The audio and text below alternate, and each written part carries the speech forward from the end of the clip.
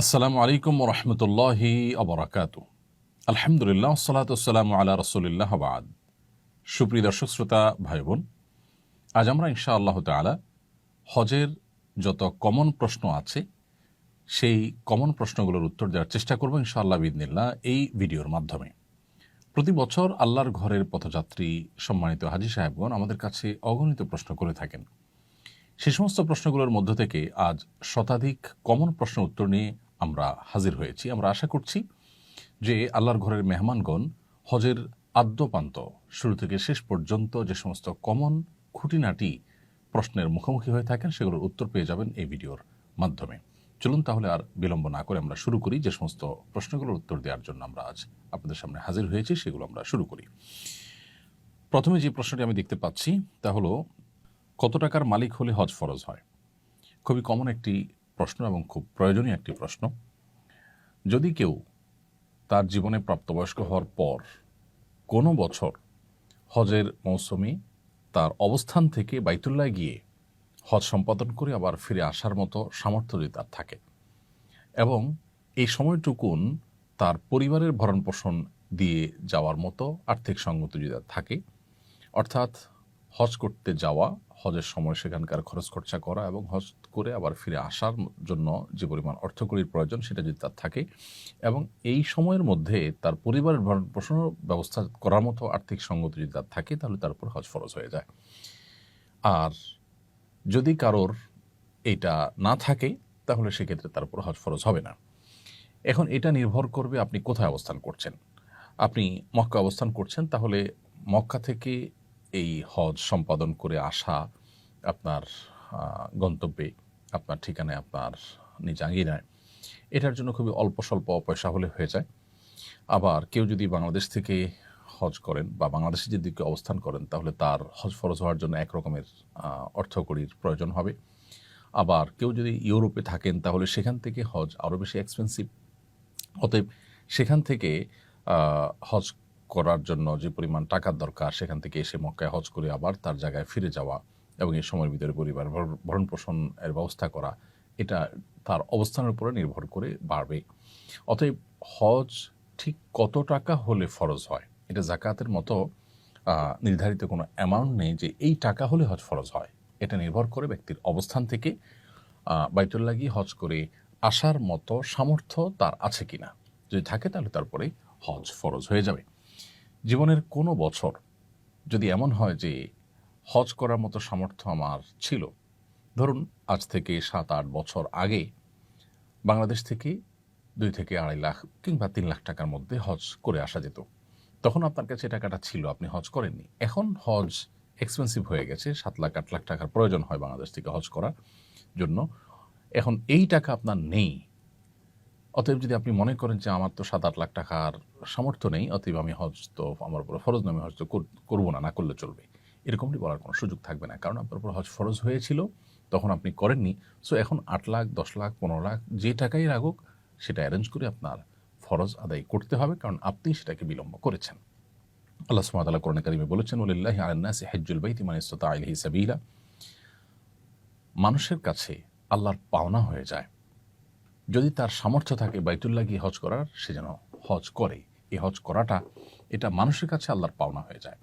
অন্যান্য ফরজ বিধানের ক্ষেত্রে আল্লাহ তাআলা পুরস্কার বলেছেন, কুতিবা আলাইকুমুস সিয়াম, তোমাদের উপর সিয়াম ফরজ করা হয়েছে, আকিমুস সালাহ ওয়া আতুজ যাকাত, তোমরা সালাত কায়েম করো, যাকাত আদায় করো। কিন্তু হজের ক্ষেত্রে আল্লাহ রাব্বুল আলামিন একটু ভিন্ন ভঙ্গিতে আমাদেরকে হজের ফরজ হওয়ার বিধানটি জানিয়েছেন। অর্থাৎ আল্লাহ বলেছেন যে কারোর সামর্থ্য যদি থাকে বাইতুল্লাহ গিয়ে নিজ গন্তব্যে আবার ফিরে আসার হজের মৌসুমে, তাহলে তার জন্য হজ করাটা এটা আল্লাহর অধিকারে পরিণত হয়, এটা আল্লাহর পাওনায় প্রাপ্যে পরিণত হয়।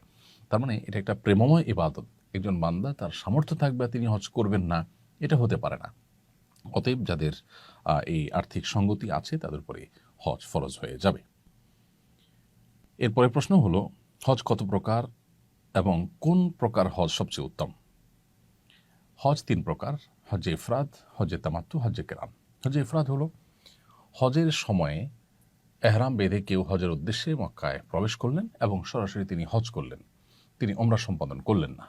যে এহরামে তিনি প্রবেশ করলেন মিকাতে, সেখান থেকে তিনি হজের নিয়ত করেই প্রবেশ করেছেন, এবং প্রবেশ করার পর তিনি সরাসরি মিনায় গিয়ে হজ সম্পাদন করেছেন।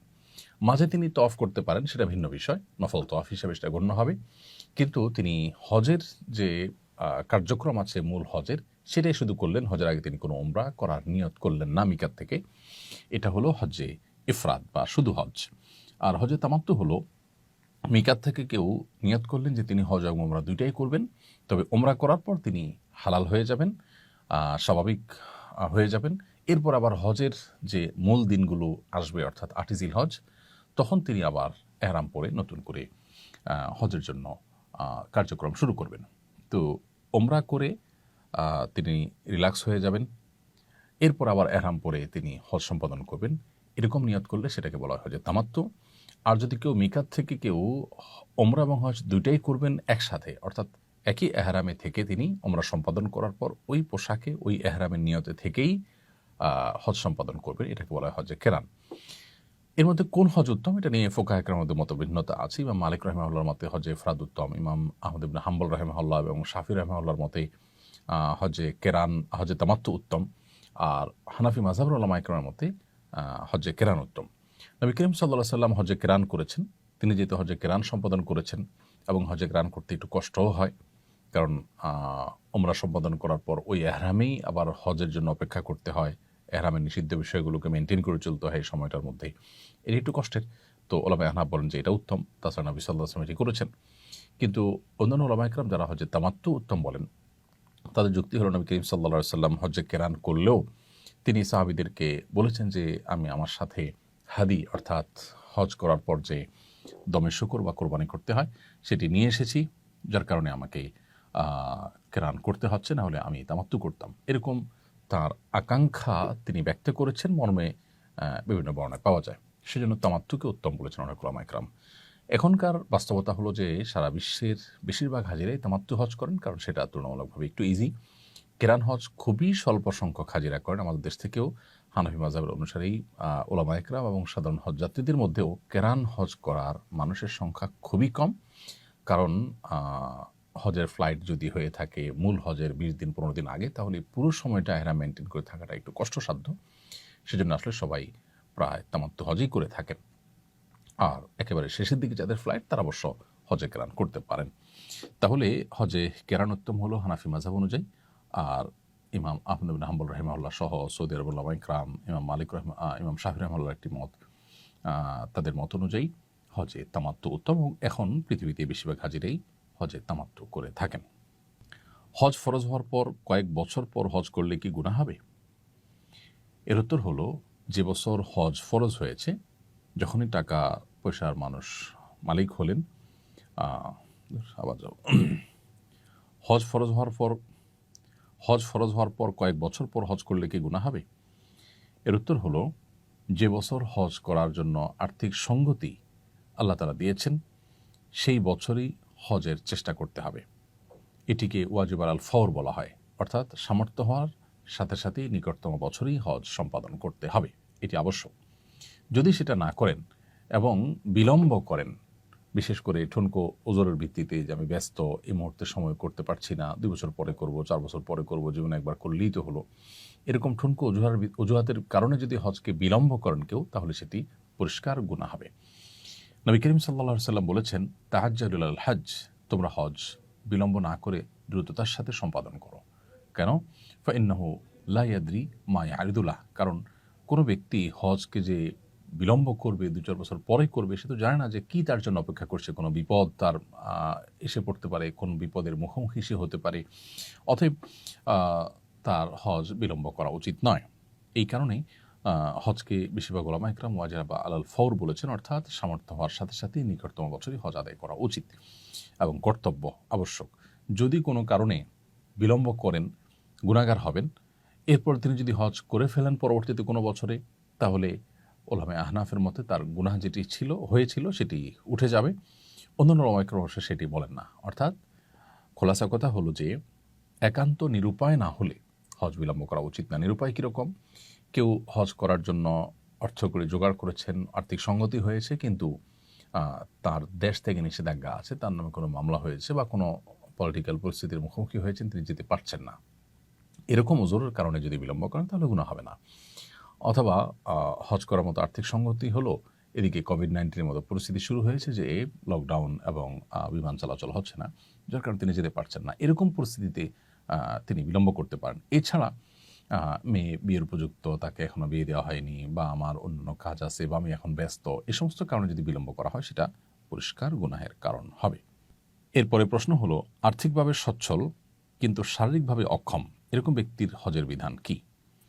আল্লাহ যাদেরকে আর্থিক সচ্ছলতা দিয়েছেন তিনি হজ করে আসা মতো টাকার মালিক, কিন্তু শারীরিক সঙ্গতি নেই, এরকম ব্যক্তি সুস্থ হওয়ার যদি সম্ভাবনা থাকে তাহলে যখন সুস্থ হবেন তখন তার উপর হজ করা ফরজ হবে, তখন তিনি হজ করে ফেলবেন। আর যদি তার সুস্থ হওয়ার সম্ভাবনা না থাকে তাহলে সেক্ষেত্রে তিনি অন্য কাউকে তার এই টাকা দিয়ে বদলি হজে পাঠাবেন। এমন কোনো ব্যক্তিকে পাঠাবেন যিনি নিজের হজ করেছেন, তাহলে সেই ব্যক্তি এই শারীরিকভাবে অক্ষম ব্যক্তির তরফ থেকে বদলি হজ করবেন। এবং একই সাথে তিনি শারীরিকভাবে সক্ষমতা এবং সামর্থ্য এটি অর্জন নাও করতে পারেন, কখনোই আশঙ্কা থাকলে তিনি ওসিয়ত করবেন যে আল্লাহ না করুন আমি যদি সুস্থ হয়ে উঠতে না পারি বা সুস্থ হয়ে হজ করার সুযোগ না পাই, তাহলে আমার যে অর্থ রেখে যাচ্ছে এটা দিয়ে যেন আমার তরফ থেকে বদলি হজের ব্যবস্থা করা হয়। ইনশাআল্লাহ এতে তিনি দায়মুক্ত হবেন এবং তার ফরজ আদায় হয়ে যাবে। এরপরে প্রশ্ন হলো, হারাম টাকা দিয়ে হজ করলে হজ আদায় হবে কিনা? কেউ যদি অবৈধ টাকা বা হারাম উপায়ে উপার্জিত টাকা দিয়ে হজ করেন তাহলে কাগজে কলমে তার হজ হয়ে যাবে, কিন্তু এর কারণে তিনি যেমন গুনাহগার হবেন, তেমনিভাবে তার এই হজ আল্লাহ সুবহানাহু ওয়া তাআলার কাছে অ্যাকসেপ্টেবল হবে না, গ্রহণযোগ্য হবে না। হজের যে সওয়াব, হজের যে মূল উপকারিতা সেটা থেকে তিনি বঞ্চিত হবেন। তবে তিনি আইনি যে দায় সেটা থেকে মুক্ত হবেন, অর্থাৎ ফরজ আদায় হয়েছে এটি বলা যাবে। অতএব হজ করার ক্ষেত্রে আমাদের পবিত্র এবং হালাল টাকা এটা দিয়ে হজ করা উচিত। অন্যান্য ইবাদত বন্দি করার ক্ষেত্রেও এই হালালটাই আমাদের ব্যবহার করা উচিত, কারণ নবী করিম সাল্লাল্লাহু আলাইহি সাল্লাম বলেছেন, ইন্নাল্লাহা তাইয়্যিব লা ইয়াকবালু ইল্লা তাইয়্যিবা।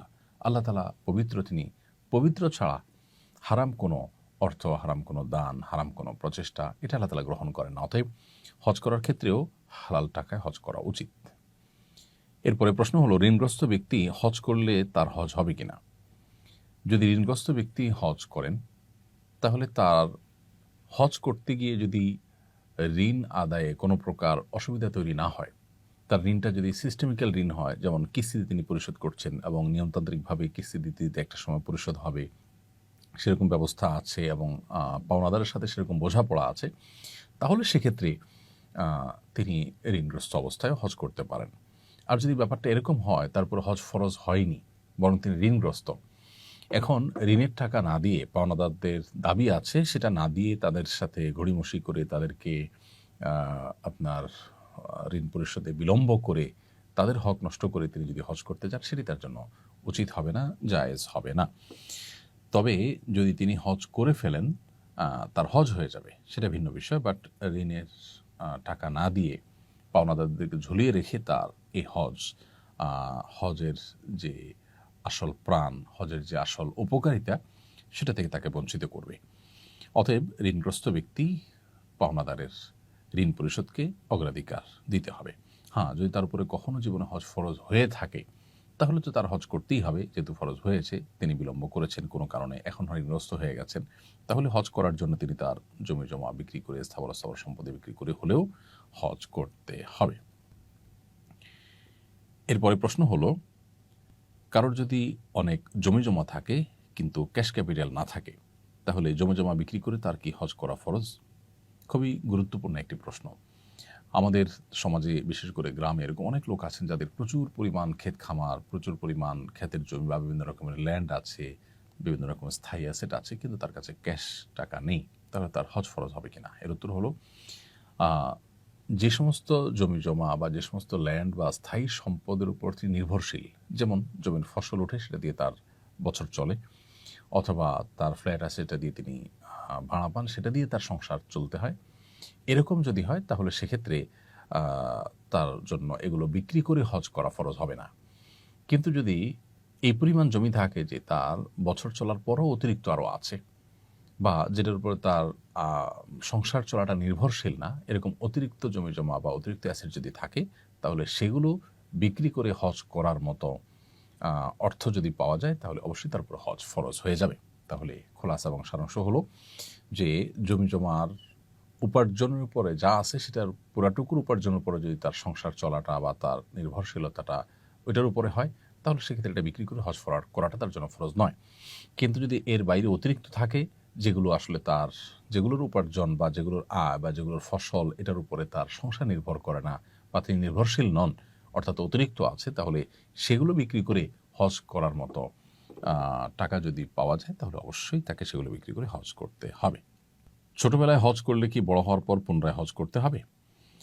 যদি কেউ প্রাপ্তবয়স্ক হওয়ার আগে শৈশবে বা আপনার নাবালেগ অবস্থায় বাবা মার সাথে বা অন্য কারোর সাথে হজ করেন, তাহলে এই হজটা তার জীবনের ফরজ হজ হিসেবে যথেষ্ট হবে না, বরং এই হজটা নফল হজ হবে। কারণ কেউ অপ্রাপ্তবয়স্ক অবস্থায় শরীয়তের কোনো ফরজ বিধান তার উপরে বর্তায় না, বিধায় হজের ফরজ বিধানটি তার উপরে বর্তায়নি যখন তিনি অপ্রাপ্তবয়স্ক অবস্থায় হজ করেছেন। এর ফলশ্রুতিতে যে আধ্যাত্মিক সুফল, হজের যে বরকত, হজের কারণে যে স্পিরিচুয়াল উপকারিতা, এটা শিশু হিসাবে আল্লাহ তালা তাকে দিবেন বা তিনি সেটা পাবেন ইনশাআল্লাহ, সেটা ভিন্ন বিষয়। বাট প্রাপ্তবয়স্ক হওয়ার পর এই শিশুই যখন অর্থকরীর মালিক হবেন, হজ করার মতো সামর্থ্য তার হবে, সঙ্গতি তার হবে এবং হজের ফরজ বিধান তার উপরে বর্তায়, সেরকম পরিস্থিতি যদি তৈরি হয়, তাহলে তখন তাকে হজ করতে হবে পৃথকভাবে। তার সেই শৈশবের হজটি তার পরবর্তীতে হজ ফরজ হলে সেই ফরজ হজের তরফ থেকে যথেষ্ট হবে না। এরপরে প্রশ্ন হলো, হজে যাওয়ার আগে আত্মীয় স্বজন ও পাড়া পড়োশীদের খাওয়ানো কতটা যুক্তিযুক্ত? কোরআন হাদিস কি বলে সম্পর্কে?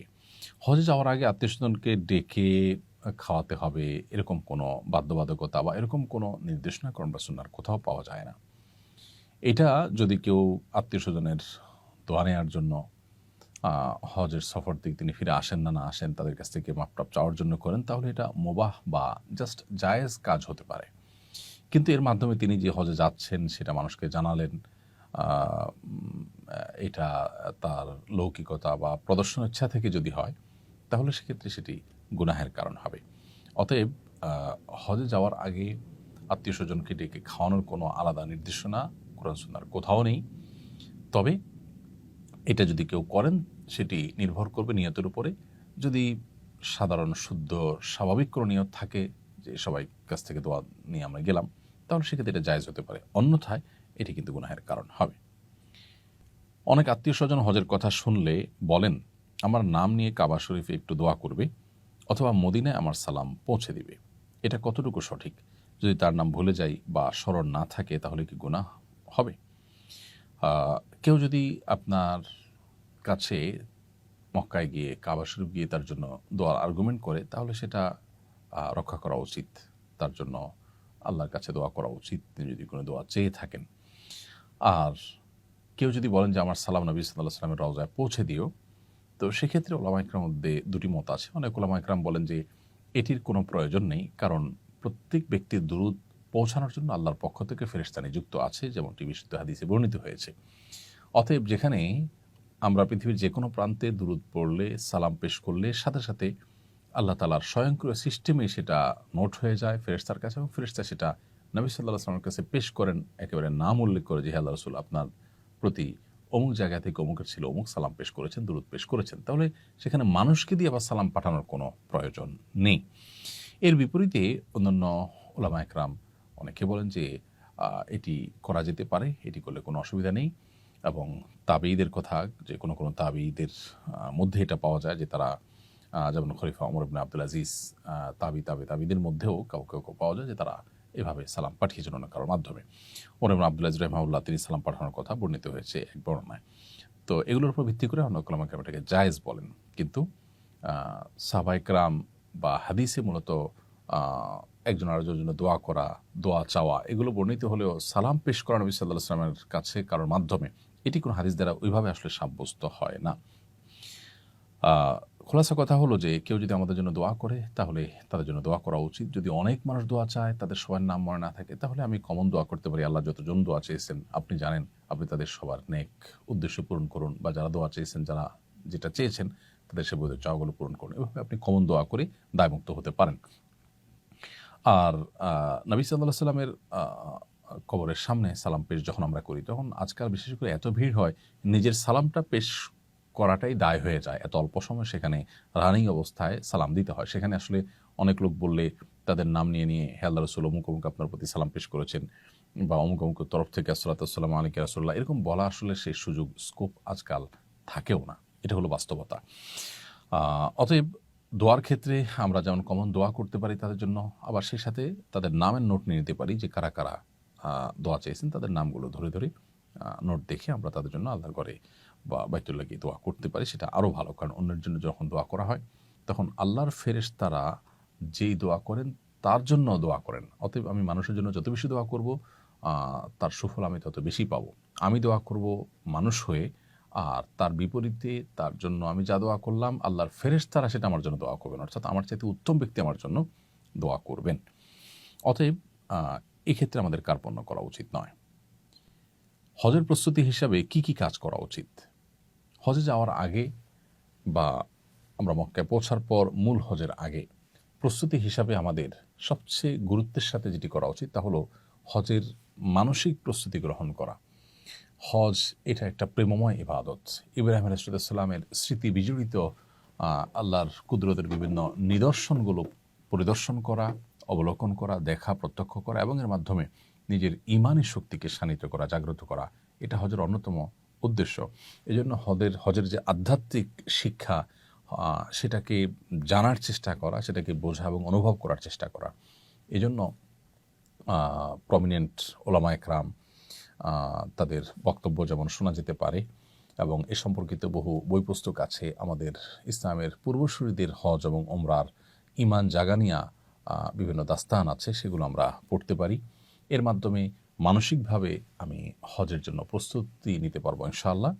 দ্বিতীয়ত, হজের বিধিবিধানগুলো যেহেতু জীবনে বারবার করে আমাদের পালন করার মতো সুযোগ আসে না, সচরাচর জীবনে একবার ফরজ হয়, সেজন্য কোনোভাবে যেন মিস না হয়, ভুল না হয়, বড় কোনো ত্রুটি যেন না হয়, এমনকি ছোট ত্রুটিও যেন না হয়, সেজন্য হজের আদ্যপান্ত জানার চেষ্টা করা। নবী করিম সাল্লাল্লাহু আলাইহি ওয়াসাল্লাম বলেছেন, খুযু আন্নী মানাসিকাকুম, তোমরা তোমাদের হজের বিধিবিধানগুলো আমার কাছ থেকে গ্রহণ করো, আমি যেভাবে করেছি সেভাবে তোমরা সেগুলোকে সম্পাদন করো। অতএব নবী সাল্লাল্লাহু আলাইহি ওয়াসাল্লাম কীভাবে হজ করেছেন, কোন জায়গায় কী করতে বলেছেন, কোন জায়গায় কোন দোয়া পড়বেন এবং দোয়ার জায়গাগুলো কী কী, কোনটা ফরজ, কোনটা ওয়াজিব, কোনটা নফল, কোনটার পরে কোনটা, 8ই জিলহজ থেকে নিয়ে 13ই জিলহজ পর্যন্ত আমরা এই দিনগুলোর কখন কোন কাজটা করব, স্টেপ বাই স্টেপ আমাদের জানতে হবে। তাহলে দ্বিতীয় প্রস্তুতি হলো যে হজের সমস্ত বিধিবিধান, হজের সমস্ত নিয়ম কানুনগুলো কোরআন সুন্নাহর আলোকে জানার চেষ্টা করবো আমরা ইনশাআল্লাহ তাআলা। তৃতীয়ত, হজ করতে আমরা মক্কায় যাব ইনশাআল্লাহ। সেখানকার এনভায়রনমেন্ট, সেখানকার পরিবেশ আমি যেখানে অবস্থান করছি আমার দেশ থেকে ভিন্নতর। অতএব সেখানে গিয়ে সুস্থ সবলভাবে আমি নিরাপদে নির্বিঘ্নে যেন ইবাদতবন্দি করতে পারি, স্মুথলি যেন আমার সমস্ত দোয়া এবং ইবাদত, তওয়াফ ইত্যাদি নিবেদন করতে পারি, সেজন্য শারীরিকভাবেও নিজেকে প্রস্তুত করা এবং সেখানকার প্রতিবন্ধকতাগুলো মাথায় রেখে আমাদের প্রস্তুতি গ্রহণ করা। এভাবেই ত্রিমুখী প্রস্তুতি যদি আমরা গ্রহণ করতে থাকি ইনশাআল্লাহ হজ অর্থবহ হবে। সেই সাথে আর একটি সম্পূরক প্রস্তুতির কথা বলবো, আল্লাহর কাছে দোয়া করা যে আল্লাহ আপনি আমাকে সুস্থ সবলভাবে স্বাভাবিকভাবে হজের সমস্ত কাজগুলো সম্পাদন করার তৌফিক দান করুন। হজ একটা কষ্টসাধ্য ইবাদত, নারীদের হজকে জেহাদের সমতুল্য বলেছেন নবী সাল্লাল্লাহু আলাইহি ওয়াসাল্লাম। বিধায় এটি আল্লাহ সহজ করলেই সহজ হবে, না হলে কিন্তু সহজ হবে না। সেজন্য দোয়া করতে থাকা এবং আল্লাহ যেন মাবরুর হজের তৌফিক দান করেন, সেজন্য বিশেষভাবে আল্লাহর কাছে আমরা দোয়া করবো ইনশাআল্লাহ তাআলা। এহরাম কখন করব, এহরাম করার নিয়ম কি? হজের এহরাম আমরা তামাত্তু হজ যারা করবেন তারা 2 ধাপে এহরাম পরবেন, আর কেরান এবং হজে ইফরাদ যারা করবেন তারা 1 ধাপে হজের এহরাম পরিধান করবেন। 3 প্রকার হাজি অর্থাৎ ইফরাদ, তামাত্তু, কেরান যে প্রকারই হজ করেন না কেন আপনাকে মিকাত থেকে এহরাম বাঁধতে হবে হজের নিয়তে। আপনি যদি বাহির থেকে যান সেক্ষেত্রে মিকাত থেকে আপনি হজের নিয়তে আপনাকে এহরাম বাঁধতে হবে। এই যে মিকাত থেকে হজের এহরাম বাঁধবো, আমরা যারা বিমানে যাই আমরা সেই সুযোগ থেকে বঞ্চিত হই, কারণ বিমান আসলে মিকাতের ওখানে ল্যান্ড করে না, মিকাতের উপর দিয়ে চলে যায়। তো সেক্ষেত্রে আমরা যে দেশ থেকে যাব তিনি সেই দেশের এয়ারপোর্ট বা হাজি ক্যাম্প এই সমস্ত জায়গা থেকে এহরাম বাঁধতে পারে। চাইলে বাসা থেকে এহরামের কাপড় পরিধান করতে পারে, এটা হলো পরিধান করা। আর নিয়তটা যেটা এহরামের আনুষ্ঠানিকতা বা এহরামের যে মূল কার্যক্রম, সেটি আমরা শুরু করব, অর্থাৎ নিয়ত করাটা শুরু করব হলো মিকাত থেকে। সেটা কিভাবে? বিমান যখন মিকাতের কাছাকাছি যাবে তখন আমাদেরকে পাইলট ঘোষণা দিবেন যে আমরা মিকাত ক্রস করতে যাচ্ছি, তখন আমরা নিয়ত করে নেব যে আমরা হজ করতে যাচ্ছি। যদি এমন কোনো দেশ থেকে আসেন যেখানে আসলে হজ যাত্রী ওই ফ্লাইটে খুবই কম, আপনাকে হয়তো বলা হবে না, সেক্ষেত্রে আপনি নিশ্চয়ই তাদের কাছ থেকে জানতে পারবেন যে আপনি সৌদি আরবের বর্ডারে ঢুকেছেন, কোন জায়গায় আছেন, ম্যাপ দেখার সুযোগ থাকে, আজকাল জানার সুযোগ থাকে, বিধায় আপনি মিকাতের কাছাকাছি গিয়ে নিয়ত করবেন। এ হলো আমাদের এহরাম শুরু হওয়া। দ্বিতীয় ধাপে এহরাম করতে হবে তামাত্তু হাজিদেরকে। সেক্ষেত্রে তারা দ্বিতীয় ধাপের এহরামটা পড়বেন মূলত 8ই জিলহজ সকালে অথবা 7ই জিলহজ সন্ধ্যায়। আপনার বাস যখন প্রস্তুত হয় মিনা যাওয়ার জন্য, তখন হোটেল থেকে এহরাম পরে আপনি চলে যাবেন ইনশাআল্লাহ তাআলা।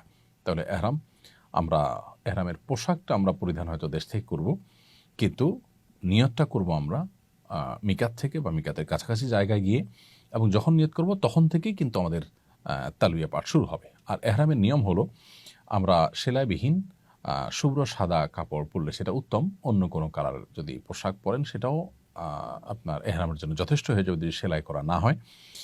আর এবং পাশাপাশি এই এহরামের কাপড় হিসাবে একটা টুকরো নিচে, আরেকটা টুকরো চাদর হিসাবে উপরে, অর্থাৎ একটা লুঙ্গির মতো একটা চাদরের মতো করে পুরুষদের জন্য পরিধান করা। আর মা বোনদের জন্য সাধারণ যে পোশাক তারা পরে থাকেন ওই স্বাভাবিক পোশাক পরিধান করবেন। এটাই হলো তাদের এহরামের কাপড়।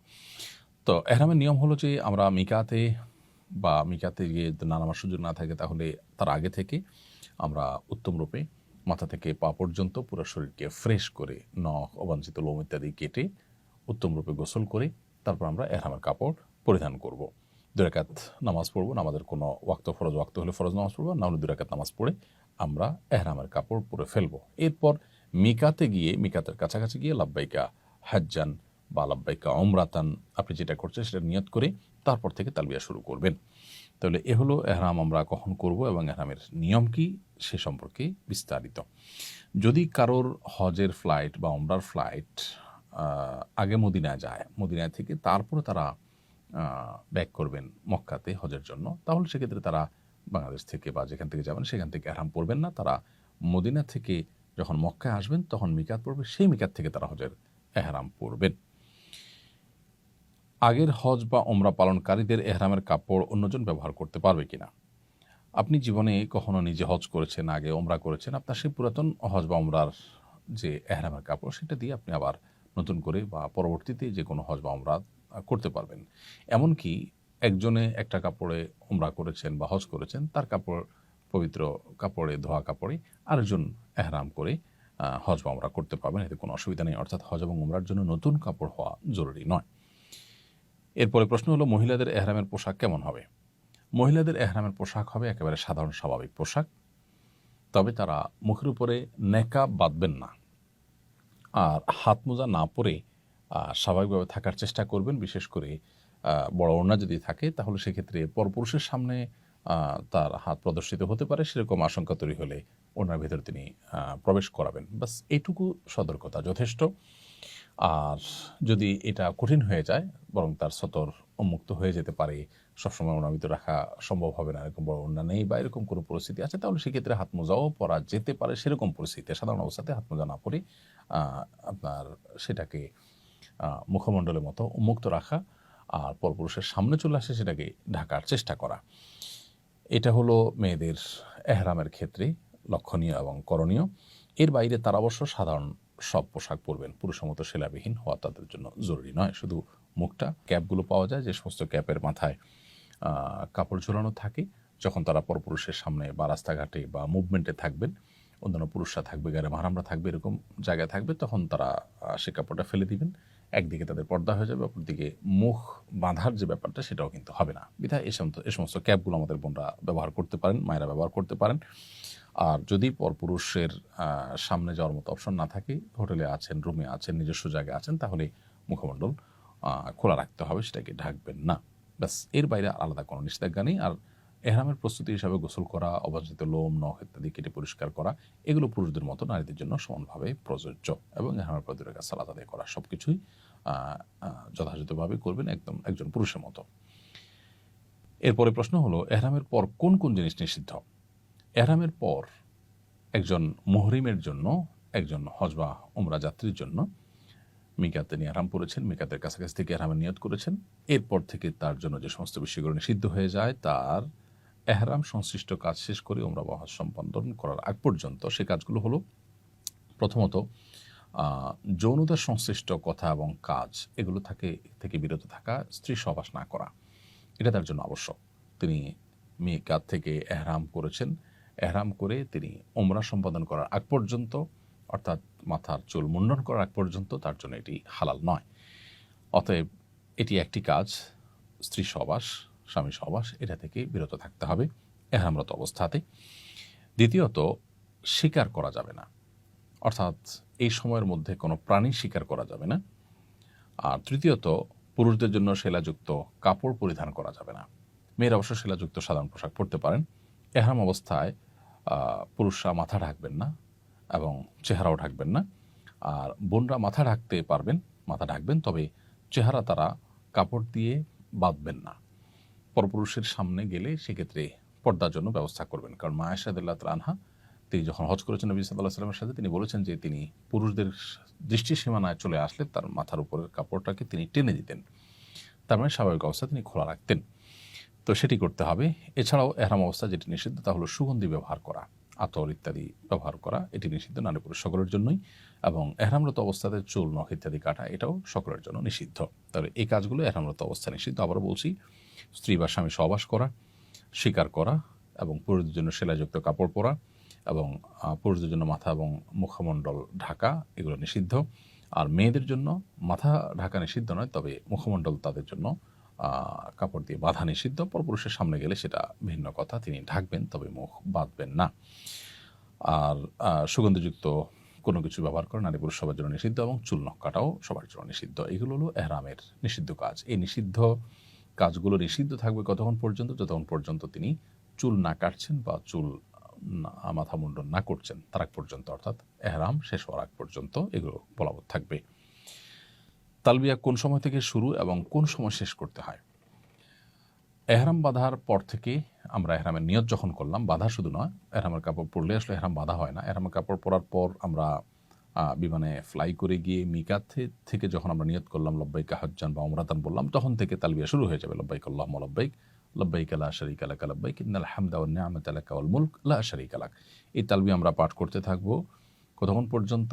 উমরার ক্ষেত্রে বাইতুল্লাহ দেখার আগ পর্যন্ত, কাবা শরীফ চোখে পড়ে গেছে, দৃষ্টি সীমানায় এসে গেছে, তার আগ পর্যন্ত আমরা তালবিয়া পাঠ করব। আর হজের ক্ষেত্রে 7 তারিখ সন্ধ্যা বা রাতে আমরা হোটেল থেকে সচরাচর এখন এহরাম পরে থাকি, এবং তখন থেকে এহরাম পরে যখন লব্বাইক আল্লাহুম্মা হজ্জান নিয়ত করলাম, তখন থেকে তালবিয়া শুরু হয়ে যাবে। লব্বাইক আল্লাহুম্মা লব্বাইক, লব্বাইক লা শারীকা লাক লব্বাইক, ইন্নাল হামদা ওয়ান নি'মাতা লাক ওয়াল মুলক লা শারীকা লাক। এই তালবিয়া চলতে থাকবে 8 তারিখ পুরো দিন রাত, 9 তারিখ পুরো দিন রাত, এবং 10 তারিখ পাথর মারার সময় শুরু হয়। এই পাথর মারা পর্যন্ত তালবিয়া চলতে থাকবে। তাহলে হজের তালবিয়াটা আমরা যখন এহরাম পড়লাম হজের জন্য 7 তারিখ রাতে কিংবা 8 তারিখ সকালে যখনই পড়ি, তখন থেকে তালবিয়া শুরু হয়ে যাবে। এটা 10 তারিখ অর্থাৎ ঈদের দিন জামারাতে পাথর মারার আগ পর্যন্ত, জামারাতের কাছে চলে আসছি পাথর মারতে, তখন তালবিয়া স্টপ হয়ে যাবে। তাহলে এই পুরো সময়টুকু থেকে থেমে থেমে আমাদেরকে তালবিয়া পাঠ করতে হবে। এরপরে প্রশ্ন হলো, এহরাম অবস্থায় সুগন্ধিযুক্ত সাবান শ্যাম্পু ব্যবহার করা যাবে কিনা? উত্তর হলো না। এহরাম অবস্থা যেহেতু সুগন্ধি ব্যবহার নিষিদ্ধ বিধায়, যে সাবান শ্যাম্পু বা হ্যান্ড ওয়াশ এগুলোতে সুগন্ধি আছে সেগুলো ব্যবহার থেকে বিরত থাকতে হবে। বরং আজকাল এমন সব সাবান পাওয়া যায় যেগুলোতে আসলে সুগন্ধি নেই, সেরকম সাবান আমরা ব্যবহার করতে পারি। হোটেলগুলোতেও দেখা যায় যে সাধারণ ছোটো ছোটো কিছু সাবান সরবরাহ করে যেগুলোতে কোনো সুগন্ধি নেই, সেগুলো আমরা ব্যবহার করতে পারি। এছাড়া সুগন্ধি ছাড়া বহু সাবান আজকাল পাওয়া যায়, সেগুলো ব্যবহার করতে পারি। প্রয়োজনে উত্তমরূপে ভালো করে হাত ধৌত করলাম, সাবান ব্যবহার নাই করলাম, কিন্তু সুগন্ধিযুক্ত সাবান বা শ্যাম্পু এগুলো ব্যবহার করা যাবে না এহরামরত অবস্থায়। এহরাম অবস্থায় সেলা বিশিষ্ট ফিতাসহ ঘড়ি, বেল্ট এবং ব্যাগ ব্যবহার করা যাবে কিনা? এহরাম অবস্থায় ফিতা বিশিষ্ট ঘড়ি, যে ঘড়িতে সেলাই আছে কিংবা বেল্টে সেলাই আছে, ব্যাগ আছে সেখানে সেলাই করা, এগুলো ব্যবহার করতে কোনো অসুবিধা নেই, কারণ এগুলো পোশাক হিসাবে পরিধান করা হয় না। এগুলো যদি সাথে থাকে এহরামরত অবস্থায়, তাতে হজ বা উমরার কোনো ক্ষতি হবে না। এহরামের নিয়ত করার সময় অজু থাকা আবশ্যক কিনা? আমি যখন এহরামের নিয়ত করব, বিশেষ করে আমরা যখন বিমানে যাই, তখন মিকাতের কাছাকাছি যাওয়ার পর পাইলট আমাদেরকে জানান যে আমরা কয়েক মিনিটের মধ্যে মিকাত ক্রস করতে যাচ্ছি, তখন আমরা মূলত এহরামে নিয়ত করি এবং এহরাম তখন মূলত স্টার্ট হয়। পোশাকটা আগে পরে রাখি, কিন্তু স্টার্টটা সেখান থেকে হয়। তো তখন থেকেই নিষিদ্ধ বিষয়গুলো বর্তায় আমাদের উপরে যখন আমরা নিয়ত করলাম মিকাত থেকে। তো ওই সময়ে অজু থাকা আবশ্যক নয়, অর্থাৎ এহরামের নিয়ত করার সময় অজু থাকা আবশ্যক নয়। তবে যদি অজু অবস্থায় নিয়ত করা যায় সেটা উত্তম, কারণ মিকাত থেকে যখন আমরা এহরাম করব, বিশেষ করে আমরা যখন বাই রুটে যাব, গাড়িতে বাসে যাব, তখন মিকাতে গাড়ি থামবে, সেখানে আমরা অজু গোসল করে নামাজ পড়ে অজু অবস্থাতে এহরামের নিয়ত করবো, সেটা উত্তম। বাট বিমানে যখন যাবো সেটা তো সম্ভবপর হবে না। সেটা সম্ভবপর না হওয়ার কারণে কোনো অসুবিধা নেই, কারণ অজু থাকা আবশ্যক নয়, তবে জাস্ট উত্তম। এরপরে প্রশ্ন হলো, বিমানে মিকাত অতিক্রম করার সময় এহরামের নিয়ত করতে ভুলে গেলে করণীয় কি? এরকমটি হতে পারে যে আমাদের কেউ হয়তো মিকাত ক্রস করে গেছেন, বিশেষ করে বিমানের যাত্রা ক্ষেত্রে এটি হতে পারে যে পাইলট ঘোষণা দিয়েছেন আমরা কিছুক্ষণের মধ্যে মিকাত অতিক্রম করতে যাচ্ছি, আপনারা নিয়ত করে নেন। তখন সবাই নিয়ত করবেন, তখন থেকে এহরাম মূলত স্টার্ট হবে। বাট কেউ হয়তো ঘুমেছিলেন, তিনি শুনতে পান নাই, অথবা অন্য মনস্ক ছিলেন বা ফোনে ব্যস্ত ছিলেন, কোনো কারণে তিনি মিস করে গেছেন সেই ঘোষণাটি, ফলশ্রুতিতে তিনি নিয়ত করতে পারেন নাই। পরবর্তীতে মিকাত ক্রস করে যাওয়ার পর যদি তার যদি সম্বিত ফিরে আসে বা তিনি যদি টের পান যে আসলে আমার এটা মিস হয়ে গেছে, তাহলে তাকে দম দিতে হবে। কারণ হজ যাত্রীর জন্য, উমরা যাত্রীর জন্য, যারা হজ বা উমরা করার জন্য মক্কায় যাচ্ছেন, তাদের জন্য ওয়াজিব হলো মিকাত থেকে এহরাম এর নিয়ত করে ভিতরে প্রবেশ করা। অতএব সে ওয়াজিব ছুটে গেছে, যার কারণে তাকে দম দিতে হবে, একটা পশু কোরবানি দিতে হবে মক্কার মধ্যে, এবং সেটা গরিবদের মধ্যে বন্টন করতে হবে, সেটার উদ্যোগ নিতে হবে। অথবা তার জন্য আরেকটি অপশন আছে, মক্কায় নামার পর, ফ্লাইট নামার পর তিনি মিকাতে গিয়ে সেখান থেকে যদি এহরাম করে আবার আসেন ভেতরে, তাহলে ইনশাআল্লাহ সেটি তার বিশুদ্ধ হয়ে যাবে, অন্যথায় তাকে দম দিতে হবে। মক্কা হোটেলে পৌঁছার পর কি সাথে সাথে উমরা শুরু করতে হবে নাকি বিলম্ব করা যাবে? মক্কায় পৌঁছার পর হোটেলে যদি কেউ চান যে আমি একটু রেস্ট করব, ঘুমাবো, রাতে পৌঁছেছি, আমি সকালে উমরার কার্যক্রম, হজের কার্যক্রম শুরু করব, তো করতে পারেন, বিলম্ব করলে কোনো অসুবিধা নেই। এটি প্রত্যেকটা ব্যক্তির অবস্থার উপর নির্ভর করবে, কারণ রিল্যাক্সের প্রয়োজন হলে তিনি করবেন। বিশেষ করে যেই সাথে সাথে করতে গেলে অনেক সময় শারীরিক এবং মানসিক সেই প্রস্তুতি থাকে না, অনেক সময় সেরকম এনার্জি থাকে না, তখন ঘুমের চাপ অনেকের থাকে, তো সে অবস্থায় আসলে উমরা করে উমরার সে স্বাদ এবং তৃপ্তিও পাওয়া যায় না। অতএব কেউ চাইলে বিলম্ব করে একটু রেস্টেড করে তারপরে করতে পারেন, তাতে কোনো অসুবিধা নেই। বরং এক্ষেত্রে আপনার গোসল করে একটু ফ্রেশ হয়ে তারপরে করাটাই হলো উত্তম। এহরাম অবস্থায় গোসল কিংবা এহরামের কাপড় পরিবর্তন করা যাবে কিনা? এহরাম অবস্থায় গোসল করতে পারি আমরা কেউ, যে এহরাম অবস্থায় আছি, আমার শরীরটা স্যাঁতসেঁতে হয়ে গেছে, ঘর্মাক্ত হয়ে গেছে, আমি এখনও এহরাম অবস্থাতেই আছি, তাহলে গোসল করা যাবে। আবার এহরামের কাপড় যদি চেঞ্জ করতে চাই, যে ময়লা হয়ে গেছে কোনো কারণে বা চা ইত্যাদি পড়ে গেছে, তাহলে সেক্ষেত্রে সেটাও আমরা করতে পারবো, কোনো অসুবিধা নেই। তবে মনে রাখতে হবে যে এহরাম অবস্থায় কেউ গোসল করতে গিয়ে যেন সেলাই বিশিষ্ট কোনো কিছু না পরেন, অর্থাৎ লুঙ্গি পরে যেন গোসল না করেন, সেলাই সহজে লুঙ্গি সেটা পরে যেন গোসল না করেন, গামছা ইত্যাদি পরে তিনি গোসল করতে পারেন। এহরাম পরা ছাড়া কাবার চত্বরে তফ করা যায় না। প্রশ্ন হলো, উমরার নিয়ত ছাড়া এহরাম পরে কাবার চত্বরে গিয়ে তফ করা যাবে কিনা? সাধারণত সৌদি আরবের অথরিটি, সেখানকার পুলিশ যারা দায়িত্বে নিয়োজিত থাকেন, তারা বাইতুল্লাহর যে চত্বর, কাবার যে চত্বর, সেই চত্বরে হাউজে এহরামের পোশাক ছাড়া ঢুকতে দেন না। অর্থাৎ কেউ উমরার জন্য গিয়েছেন, তিনি একবার ঢুকতে পারছেন, কেউ হজের জন্য গেছেন, তিনি এহরামরত অবস্থায় প্রথমে একবার এবং ঈদের দিন আবার তফের জন্য তিনি সুযোগ পাচ্ছেন, আর মাঝের সময়গুলো নফল তফ, দোতলা তিনতলাদি করতে হয়, হাউজে তারা নামতে দেন না। এটা এই জন্য যাতে করে ভিড়ে কোনো মানুষের মৃত্যু না হয়, দুর্ঘটনা না ঘটে।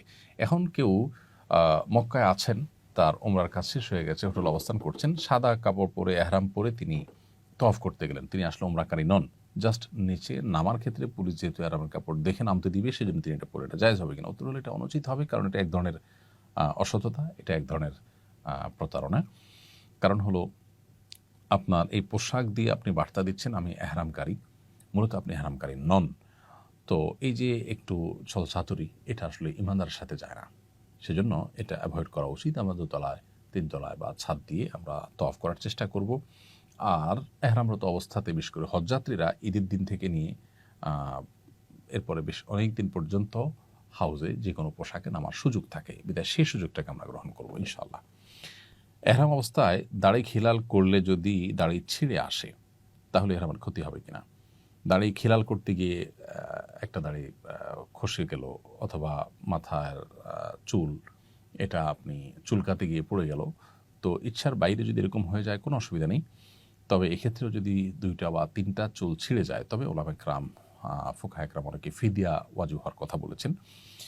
অল্প ছিঁড়ে গেলে কিছু দান করার কথা ফুকাহা হানাফ বলেন যে কারোর যদি 2টা জীবন্ত চুল ছিঁড়ে যায় তাহলে সে কিছু দিতে হবে না, কিন্তু 3টা যদি ছিঁড়ে যায় তাহলে সেক্ষেত্রে তার এক মুষ্টি গম বা এর মূল্য সাদাকা করার কথা ফুকাহা হানাফ বলেন।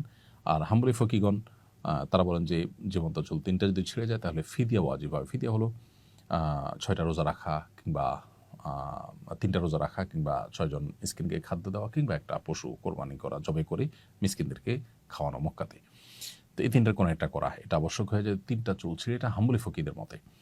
তবে ইচ্ছার বাইরে 1টা 2টা চুল ছিঁড়ে পড়ে গেছে আপনার অজান্তে, বা আপনি ইচ্ছাকৃত করেননি, তাতে অসুবিধা নেই। এই জন্যই এহরাম অবস্থাতে যথাসম্ভব মাথার চুল না আঁচড়ানো উচিত, বিশেষ করে যাদের চুল আঁচড়ালে চুল পড়বে এটা তারা নিশ্চিত জানেন। সেজন্য হাত দিয়ে তারা চুল যতটুকু সোজা করা দরকার হয় সেটা করবেন। এরপরে প্রশ্ন হলো, এহরাম অবস্থায় তওয়াফের সময় সানগ্লাস পরা যাবে কিনা? উত্তর হলো সানগ্লাস পরা যাবে, কারণ এহরাম অবস্থায় নিষিদ্ধ কাজগুলোর মধ্যে সানগ্লাস পরা যাবে না এমন কোনো কথা নেই, বিধায় সানগ্লাস পরতে পারবেন। এহরাম অবস্থায় মাস্ক পরা যাবে কিনা? এহরাম অবস্থায় যেহেতু মুখমণ্ডল ঢাকা নিষেধ, অতএব মাস্ক পরা যাবে না। যদি কেউ মাস্ক পরতে বাধ্য হন, শারীরিক অসুস্থতার কারণে মাস্ক পরা ছাড়া তিনি অসুস্থ হয়ে যান, এরকম যদি কারোর অবস্থা তৈরি হয়, তাহলে সেক্ষেত্রে তিনি মাস্ক পরতে পারবেন, কিন্তু মাস্ক পরার কারণে তাকে ফিদিয়া দিতে হবে। ফিদিয়া কি? ফিদিয়া হলো হয় 3টি রোজা রাখবেন, আর না হলে 6 জন মিসকিনকে খাদ্য দিবেন 2 বেলার, আর না হলে তিনি একটি পশু কোরবানি করে মক্কায় মিসকিনদের মধ্যে বিতরণ করবেন বা তার ব্যবস্থা করবেন, ফিদিয়া দিবেন, দম দিবেন। এই 3টার কোনোটা করলে ইনশাআল্লাহ বিদিনিল্লাহ সেটি তার জন্য বৈধ হয়ে যাবে, যদি কেউ নিরূপ অবস্থায় এটি করতে হয়। এহরাম অবস্থায় কোন ধরনের জুতা পরিধান করা যাবে? এহরাম অবস্থায় পুরুষদের জন্য জুতা পরিধান করার ক্ষেত্রে মাথায় রাখতে হবে তার পায়ের উঁচু জায়গাটা যেন খোলা থাকে। এখানে উঁচু জায়গা বলতে কি বোঝানো হয়েছে হাদিসে, এটার ব্যাখ্যা নিয়ে আবার 2টি মত আছে। অনেকে বলেছেন যে আমাদের যে পায়ের যে গিরা আছে, টাকনো আছে, এইটার কথা বলা হয়েছে কাবাইন। আবার অনেকে বলেছেন যে আমাদের পায়ের যে এই যে উপরের অংশটা উঁচু, এটা বোঝানো হয়েছে। তো এটা নিয়ে ফুকাহাদের মধ্যে মত পার্থক্য আছে। জন্য সবচেয়ে উত্তম হয় ফিতাওয়ালা যে স্যান্ডেলগুলো আজকাল পাওয়া যায় সেগুলো, কারণ তাতে আমাদের গিরাও মুক্ত থাকে আর এই যে উঁচু জায়গাটা এটাও মুক্ত থাকে, তাহলে আর কোনো মত পার্থক্য থাকে না। ফুকাহে হানাফের মতে, হানাফি মাযহাবের ওলামাদের মতে উঁচু জায়গা বলতে এই পায়ের উপরের যে অংশটা এটাকে বোঝানো হয়েছে, এটা যেন খোলা থাকে। আর অন্যান্য ফকিদের অনেকে, হাম্বলি ফকিগণ, তারা বলেছেন যে 2টা গিরা যে আছে এই গিরা কাবাইন, সেটার কথা বোঝানো হয়েছে, বিধায় সেটা যদি ওপেন থাকে তাহলে সাধারণ যে কোনো স্যান্ডেল বা জুতা পরা যেতে পারে। কেটস জাতীয় কিছু পরা যাবে না, যেহেতু তাতে উঁচা অংশটা ঢেকে যায়। তো সতর্কতামূলক মত অবলম্বন করে আমরা ফুকাহে হানাফের মতের উপরে আমল করলে 2টা ফিতাওয়ালা যে স্যান্ডেলগুলো আছে সে জাতীয় কোনো স্যান্ডেল আমরা ব্যবহার করব, যাতে করে উপর অংশটা পরিপূর্ণ ঢেকে না যায়, উঁচু অংশটা পুরোপুরি ঢেকে না যায়। অথবা এমন কোনো জুতা পরলাম যে আঙ্গুল ঢাকলো কিন্তু উপরের অংশটা খোলা থাকলো, সেটাও জায়েজ হবে। এরপরে প্রশ্ন হলো, এহরামরত অবস্থায় অসুস্থ ব্যক্তি ক্যাটস, মোজা বা প্যাম্পার্স ইত্যাদি পড়তে পারবে কিনা? বয়স্ক কোনো মানুষ, তার হয়তো অনেক বেশি ঘন ঘন পেশাব পায়খানা হয়ে যায় এবং নিজের অজান্তে হয়ে যায়, নিয়ন্ত্রণ করতে পারে না, তার জন্য প্যাম্পার্স পরানো হলো তাকে, অথবা কারোর কেটস বা মোজা পরা ছাড়া তিনি চলতে পারেন না, এই অবস্থাতে তিনি যদি এই সমস্ত কেটস বা মোজা পড়তে হয়, তাহলে সেক্ষেত্রে এগুলো জায়েজ হবে নিরুপায় ব্যক্তির জন্য। অসুস্থ ব্যক্তির জন্য এটি জায়েজ হবে পুরুষদের ক্ষেত্রে, এবং এর জন্য তাকে ফিদিয়া দিতে হবে। ফিদিয়া যেটি বলছিলাম যে 3টা রোজা, কিংবা 6 জন মিসকিনকে 2 বেলা খাবার দেওয়া, কিংবা একটা পশু জবে করা মক্কাতে, করিষ্টার গোশত গরিব দুঃখীদেরকে দান করে দেওয়া, বা সেটার জন্য ব্যবস্থা করা কোনো অথরিটির মাধ্যমে। এটুকু করলে ইনশাআল্লাহ তার জন্য এটি জায়েজ হবে। আর যদি মেয়েরা এটা করেন তাহলে তো তাদের জন্য কোনো শর্ত ছাড়াই এটি জায়েজ, কারণ মেয়েরা যে কোনো জুতা পরিধান করতে পারেন এবং পায়ের মোজা তারা পরবেন সেটা এবং নির্দেশিত, অতএব সেটা তারা করতে পারেন। এবং বিহীন পোশাক পরা যেহেতু তাদের জন্য বাধ্যতামূলক নয়, অতএব তারা এ জাতীয় কোনো কিছু পরতে কোনো সমস্যা নেই। পুরুষের সেলাইবিহীন পোশাক পরিধান করার কারণ জানতে চাই। এহরামরত অবস্থায় পুরুষরা কেন সেলাবিহীন পোশাক পরতে হবে? আল্লাহ তাআলা একমাত্র ভালো জানেন। আল্লাহ কখন কোন আদেশ, কোন নিষেধ, কি কারণে দেন সেটার হিকমত এবং রহস্য একমাত্র আল্লাহ তাআলা জানেন। আমরা আসলে এর কারণ বলতে পারব না। আমরা শুধুমাত্র আমান্না সাল্লাম না, আল্লাহ তাআলা আমাদেরকে নির্দেশ করেছেন, তাই আমরা সেটিকে আমল করছি। এ হলো আমাদের বিষয়। এর বাইরে সেলাইবিহীন পোশাক পরার পেছনে হিকমা বা রহস্য হিসেবে ওলামায়ে কেরাম অনেক রহস্যের কথা বলেন যে এহরামরত অবস্থায় এটা কেন পড়তে হবে। তার মধ্যে থেকে একটা হিকমা বা রহস্য হলো যে মূলত হজের এই আনুষ্ঠানিকতা বা কার্যক্রমগুলো সম্পন্ন করার সময় মানুষ যেন তার সরলতা এবং সরলভাবে নিজেকে উপস্থাপন করে আল্লাহর সামনে, পরিপূর্ণ বান্দিগির যেন দাসত্বের যেন প্রকাশ হয়। তো এই সরলতা এবং আল্লাহ তাআলার কাছে নিজেকে দীনহীন অবস্থায় পেশ করার জন্য মূলত সেলাবিহীন পোশাক পরার কথা বলা হয়েছে। এখন প্রশ্ন হলো মেয়েদের জন্য এটা প্রযোজ্য নয় কেন? উত্তর হলো যে মেয়েদের জন্য এটা আসলে কঠিন। কারণ তাদের পর্দা, তাদের প্রাইভেসি এটা পুরুষদের মতো নয়, একটু ভিন্নতর, যার কারণে তারা স্বাভাবিক সেলাই করা পোশাক পরিধান করবেন। মহিলারা এহরাম অবস্থায় হাত বা পায়ের মোজা পরিধান করতে পারবে কি না? এর উত্তর হলো পায়ের মোজা মহিলারা এহরামরত অবস্থায় সর্বসম্মতিক্রমে পরবেন বা পরতে পারবেন। আর হাতের মোজা সম্পর্কে ইমাম আবু হানিফা রাহিমাহুল্লাহর মাযহাবের কওল অনুযায়ী এটি পরা যাবে, মেয়েরা পরতে পারবেন। তবে অন্যান্য উলামায়ে কেরাম এটি নিষেধ করেন, অর্থাৎ মেয়েরা হাত মোজা পরবেন না এহরামরত অবস্থায়। হানাফি মাযহাবের উলামায়ে কেরাম যে পড়তে পারবেন বলেন, তার সপক্ষে অনেক তাবেঈদের থেকে বর্ণিত হাদিস রয়েছে, সেগুলোকে দলিল হিসাবে উল্লেখ করে তারা বলেন যে মেয়েরা হাত মোজা পরিধান করতে পারবেন। আর যদি কেউ হাত মোজা নাও পরেন এবং লম্বা কোনো ওড়নার মধ্যে পরপুরুষের সামনে যখন যাবেন তখন হাতকে ঢেকে নেন, তাহলে সেটাও তার জন্য যথেষ্ট হয়ে যাবে ইনশাআল্লাহ তাআলা। তাহলে পা মোজা সর্বসম্মতিক্রমে পরবেন বা পরতে পারবেন। আর হাত মোজা পরা নিয়ে ইখতিলাফ আছে। ওলামায়ে আহনাফ বা হানাফি মাযহাব ওলামাদের মতে পড়তে পারবে। অন্যান্য ওলামায়ে কেরাম অবশ্য বা জমহুর বা সংখ্যাগরিষ্ঠ ওলামায়ে কেরাম অবশ্য মেয়েদেরকে এহরামরত অবস্থায় হাত মোজা পরতে নিষেধ করেন। এরপরে প্রশ্ন হলো, এহরামরত অবস্থায় গোসল ফরজ হলে কি এহরাম বাতিল হয়ে যাবে? এহরামরত অবস্থায় গোসল ফরজ হলে এহরাম বাতিল হবে না। হতে পারে আপনি মিনাতে, মুজদালিফাতে কিংবা আরাফায় অবস্থানকালীন সময় স্বপ্নদোষ হয়েছে। তো এরকম পরিস্থিতিতে গোসল ফরজ হবে, গোসল করতে হবে এবং কাপড়ে নাপাক লেগে থাকলে সেটি ধুয়ে ফেলতে হবে বা এহরামের কাপড় পরিবর্তন করতে হবে। কিন্তু এর কারণে এহরাম বাতিল হবে না। অবশ্য স্ত্রী সহবাস করলে ভিন্ন কথা। যদি স্ত্রী সহবাস কেউ আরাফায় অবস্থানের আগে করেন, তাহলে তার সে হজ বাতিলই হয়ে যাবে, নতুন করে সে হজ কাজা করতে হবে। আর যদি পরে করেন তাহলে সেক্ষেত্রে তারপরে ফিদিয়া বা দম অবস্থা ভেদে বর্তাবে, তারপরে তার হজ বিশুদ্ধ হয়ে যাবে। অতএব স্বপ্নদোষ ইত্যাদির কারণে, অর্থাৎ স্ত্রী সহবাস ছাড়া অন্য কোনো কারণে যদি গোসল ফরজ হয়, তাহলে সেক্ষেত্রে সেই ফরজ গোসল হওয়ার কারণে এহরাম বাতিল হবে না। এহরামরত অবস্থায় সুগন্ধিযুক্ত ডিটারজেন্ট দিয়ে কাপড় পরিষ্কার করা যাবে কিনা? উত্তর হলো না। হাজী সাহেব বা হজযাত্রী তিনি এহরামরত অবস্থাতে সুগন্ধিযুক্ত ডিটারজেন্ট দিয়ে কাপড় চোপড় পরিষ্কার করবেন না। কাপড় চোপড় যদি ধোয়ার প্রয়োজনই হয়ে যায় তাহলে শুধুই ট্যাপে ধুয়ে নেবেন, পানিতে ধুয়ে নেবেন। সুগন্ধি ছাড়া কোনো সাবান ইত্যাদি থাকলে সেগুলো যদি ধুতে পারেন, কিন্তু সুগন্ধিযুক্ত ডিটারজেন্ট ব্যবহার করা যাবে না। এহরামরত অবস্থায় অরেঞ্জ বা আপেল খেলে হাত সুগন্ধযুক্ত হয়ে যায়, এতে কি দম দিতে হবে? উত্তর হলো না। আপেল বা অরেঞ্জের যে ন্যাচারাল সুগন্ধি, এটি খেতে গেলে আমাদের হাতে লেগে যায় সুগন্ধি এবং আমরা ঘ্রাণ নাকে আসে আমাদের, এর কারণে কোনো দম দিতে হবে না, কারণ এটা ইচ্ছাকৃত কোনো সুগন্ধির ব্যবহার করা নয়। হ্যাঁ, যদি এমন হয় যে আপনি ইচ্ছাকৃতভাবে আপেল বা আপনার মালটা ইত্যাদির সুগন্ধিকে আপনি নাকে শুকেন, টানেন, ঘ্রাণ নেওয়ার চেষ্টা করেন, তাহলে সেটা অবশ্যই আপনার অনুমোদিত হবে না, সেটা জায়েজ হবে না। এহরামে থাকা অবস্থায় মাথায় সরাসরি বসে এমন ছোট ছাতা পরা যাবে কিনা? আজকাল অনেককে দেখা যায় যে এহরামরত অবস্থায় এরকম কিছু ছাতা পরেন যে মাথার উপর যেন রোদ না লাগে, সেগুলো বেল্ট দিয়ে শুধু মাথায় বাঁধা থাকে এবং ছাতাটা উপরে আলগা থাকে কিছুটা।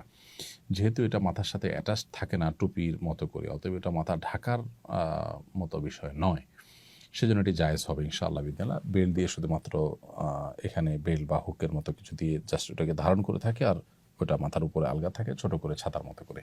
তো এটা পড়লে ইনশাআল্লাহ কোনো অসুবিধা নেই। এরপরে প্রশ্ন হলো, বিমানে কিভাবে নামাজ পড়তে হবে? বিমানে আমাদেরকে সালাত আদায় করতে হবে সালাতের ওয়াক্ত হলে। আমি বিমানে আছি, নামাজ পড়াটা কঠিন, সেই অজুহাতে নামাজ না পড়লে সেটা গুনাহগার হবে। হজ বা উমরার যাত্রীরাও অনেকে দেখা যায় যে বিমানে তারা নামাজ পড়েন না, তারা কাজা করে পরে নিজের গন্তব্যে গিয়ে নামাজ পড়েন, এটা উচিত নয়। বরং ওয়াক্ত হলে বিমানেও নামাজ পড়ে ফেলতে হবে। এখন প্রশ্ন হলো কীভাবে পড়বো? এর উত্তর হলো যে আগে থেকে আমরা উজু করে পবিত্রতা অর্জন করে তারপর বিমানে আমরা উঠব। এরপর নামাজের ওয়াক্ত যখন হবে ততক্ষণ পর্যন্ত উজু রেখে, যদি ওয়াক্ত হয়ে গেলে বিমান যে জায়গা দিয়ে যাচ্ছেন, যে দেশের উপর দিয়ে যাচ্ছেন, সে দেশে যখন ওয়াক্ত হয়ে যাবে তখন আমরা বিমানে নামাজ পড়ে ফেলব। আর যদি উজু রাখা না যায় তাহলে সেক্ষেত্রে বিমানের ভিতরে উজু করাটা একটু কঠিন, এবং উজু সবাই করতে গেলে দেখা যায় যে নিরাপত্তার জন্য সমস্যা তৈরি হতে পারে। তো এসব কারণে তায়াম্মুম করা যেতে পারে যদি কারোর জন্য অপারগতা সৃষ্টি হয়। আর যদি সেরকম ভিড় না থাকে এবং সতর্কতার সাথে উজু করা যায়, নিচে পানি টানি না পড়ে, কারণ নিচে পানি পড়লে নিরাপত্তাজনিত সমস্যা হতে পারে, এটা বিভিন্ন সময় সংশ্লিষ্টরা আমাদেরকে বলে থাকেন। সেজন্য আপনি আলতোভাবে যদি একটু কষ্ট করেও উজু করে ফেলতে পারেন এবং নিচে পানি পড়লে সেটা নিজ দায়িত্বে মুছে পরিষ্কার করে ফেলেন, তাহলে আপনি উজু করে নামাজ পড়বেন। সাধারণত সৌদি এয়ারলাইন্সে নামাজের একটা নির্দিষ্ট জায়গা থাকে, সেখানে গিয়ে আপনি নামাজ পড়বেন। কেবলা কোন দিকে আপনি জিজ্ঞেস করলে আপনাকে এয়ার হোস্টেসরা দেখিয়ে দিবে।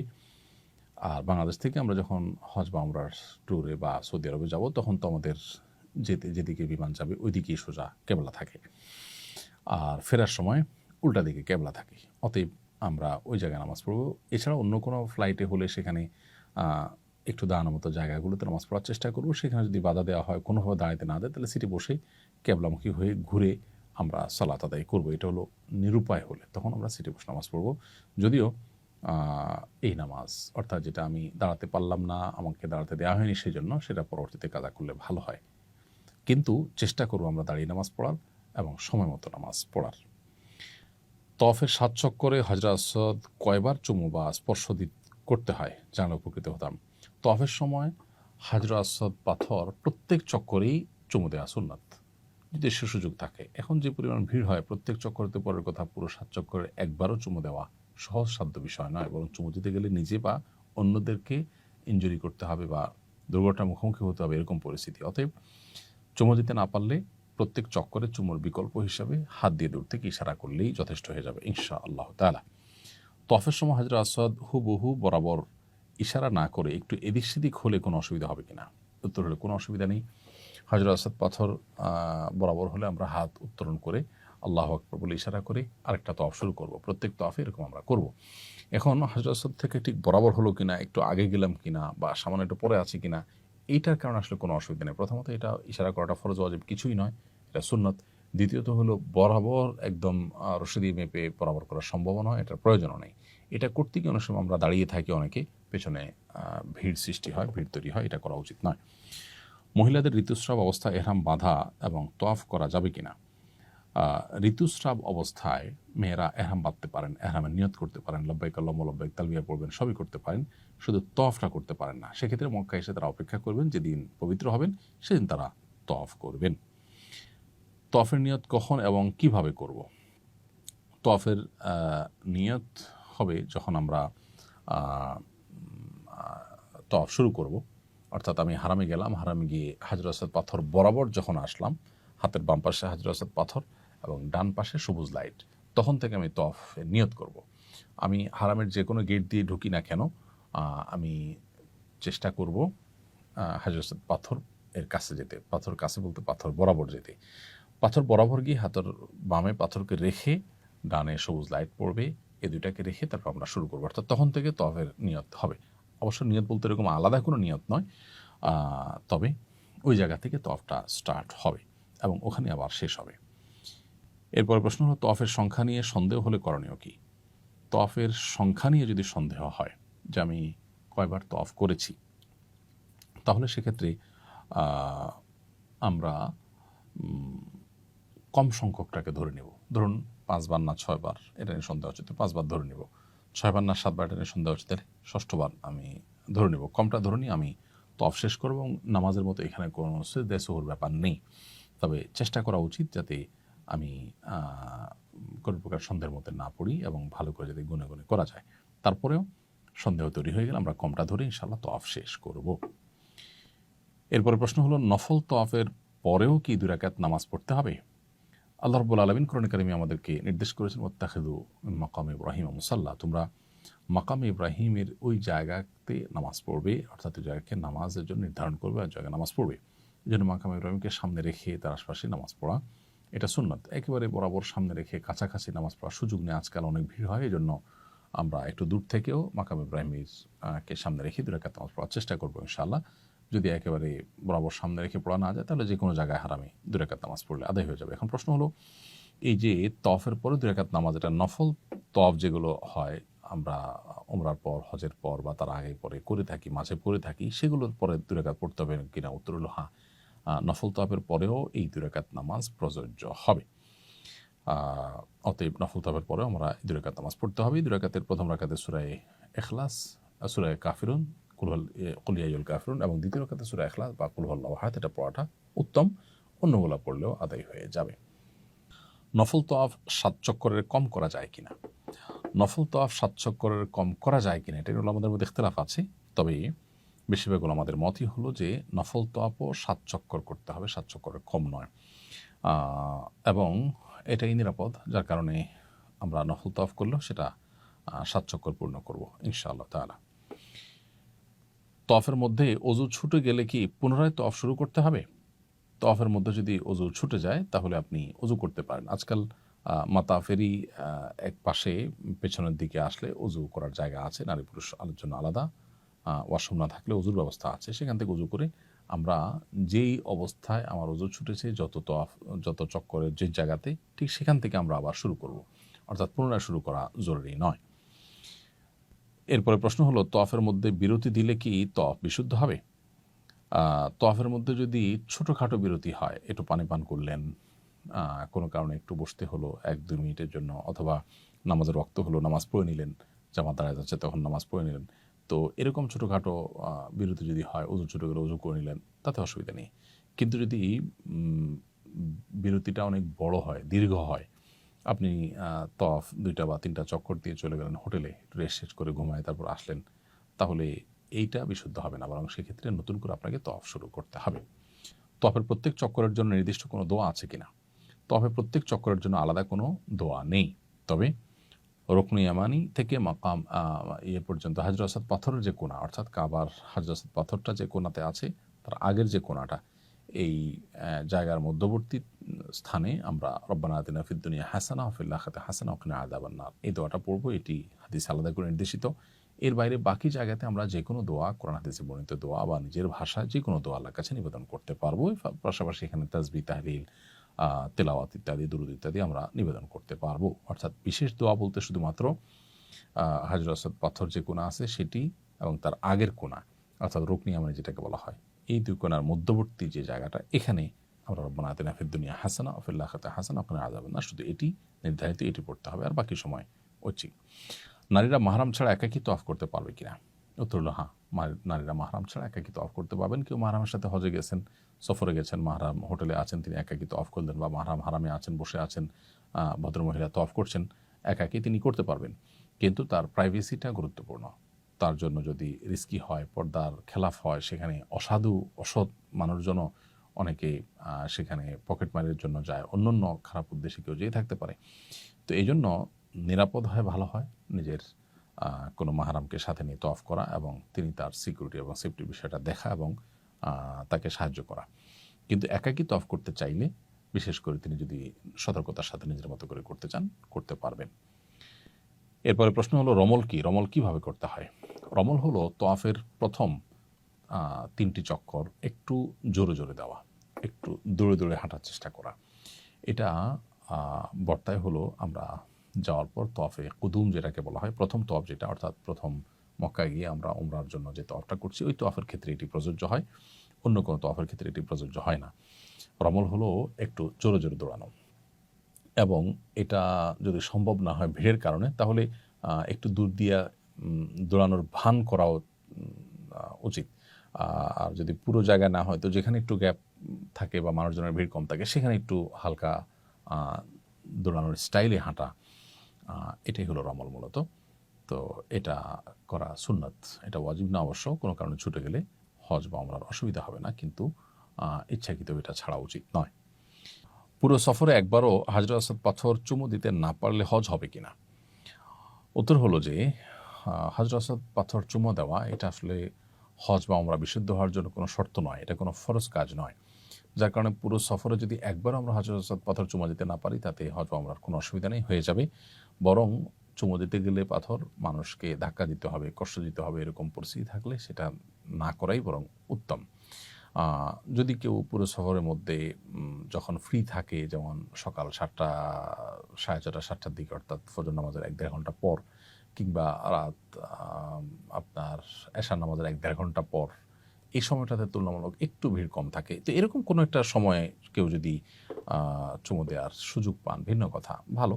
কিন্তু না যেতে পারলে তার জন্য তার হজ বা উমরার কোনো অসুবিধা হবে না। হজরে আসওয়াদ পাথর মেয়েদের জন্য চুমু দেওয়ার বিধান কি?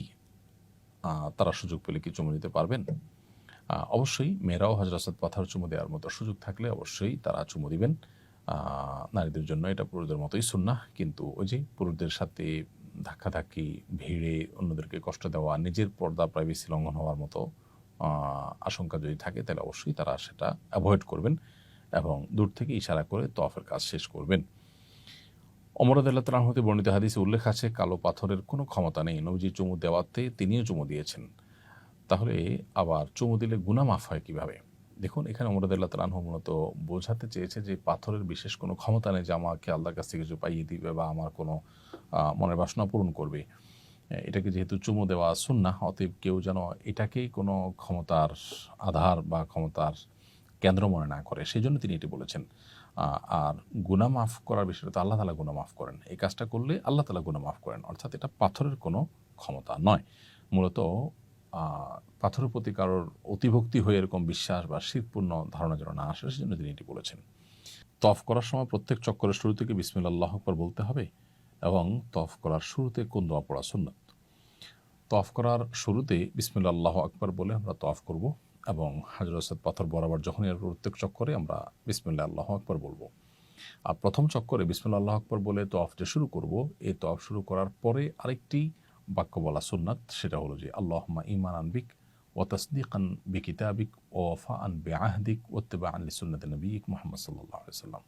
যার অর্থ হলো, হে আল্লাহ, আমি শুরু করছি আপনার প্রতি ঈমান আনয়ন করে, আপনার কিতাবের প্রতি সত্যায়ন করে এবং আপনার ওয়াদা এবং অঙ্গীকারকে পূর্ণ করে এবং আপনার নবীর অনুসরণ করে, এই কথা বলে আমরা তো শুরু করব। এটা মুস্তাহাব। যদি কোনো কারণে কেউ বিসমিল্লাহ আল্লাহু আকবার বলতে ভুলে যান বা এই বাক্যগুলো না পড়েন, দোয়াটা না পড়েন, তাতে কোনো অসুবিধা নেই, কারণ এটা ফরজ ওয়াজিব নয়। এরপরে প্রশ্ন হলো, তওয়াফের আগে কি দুখুল মসজিদ পড়তে হবে? উত্তর হলো যে আমরা প্রথম যখন হারামে যাব এহরামরত অবস্থাতে উমরা করার জন্য, তখন দুখুল মসজিদ পড়তে হবে না, বরং যে শুরুতে আমরা তওয়াফ শুরু করব, এই তওয়াফটাই হলো দুখুল মসজিদের কায়েম মকাম বা তার স্থলাভিষিক্ত। আর যদি অন্য কোনো সময় প্রবেশ করি, অর্থাৎ উমরা শেষ হয়ে গেল, পরবর্তীতে আমরা যখনই যাব তখন আগে দুখুল মসজিদ পড়ব, তারপরে মসজিদে বসবো, সেটা অন্য সাধারণ সময়ের জন্য প্রযোজ্য। বাট প্রথম যখন এহরামপুরে আমরা হারামে যাব উমরা করার উদ্দেশ্যে, তখন তওয়াফ যেটা করবো সেটা দুখুল মসজিদ, আলাদা করে দুখুল মসজিদ আদায় করতে হবে না। এরপর প্রশ্ন হলো, তওয়াফ করার সময় দলবদ্ধভাবে কারোর নেতৃত্বে দোয়া করা এবং তওয়াফ করা কি উত্তম? তওয়াফটা ইন্ডিভিজুয়াল আমল, প্রত্যেকটা মানুষ ব্যক্তিগতভাবে যার যার মতো করে তওয়াফ করবেন। এক্ষেত্রে একজনের নেতৃত্বে অনেক লোক তওয়াফ করা, এটা বরং অন্যান্য তওয়াফকারীদের জন্য ডিস্টার্বিং হয়, কষ্টের কারণ হয়, ভিড় তৈরি হয়। এই জন্য এটা বরং অ্যাভয়েড করতে পারলে ভালো হয়।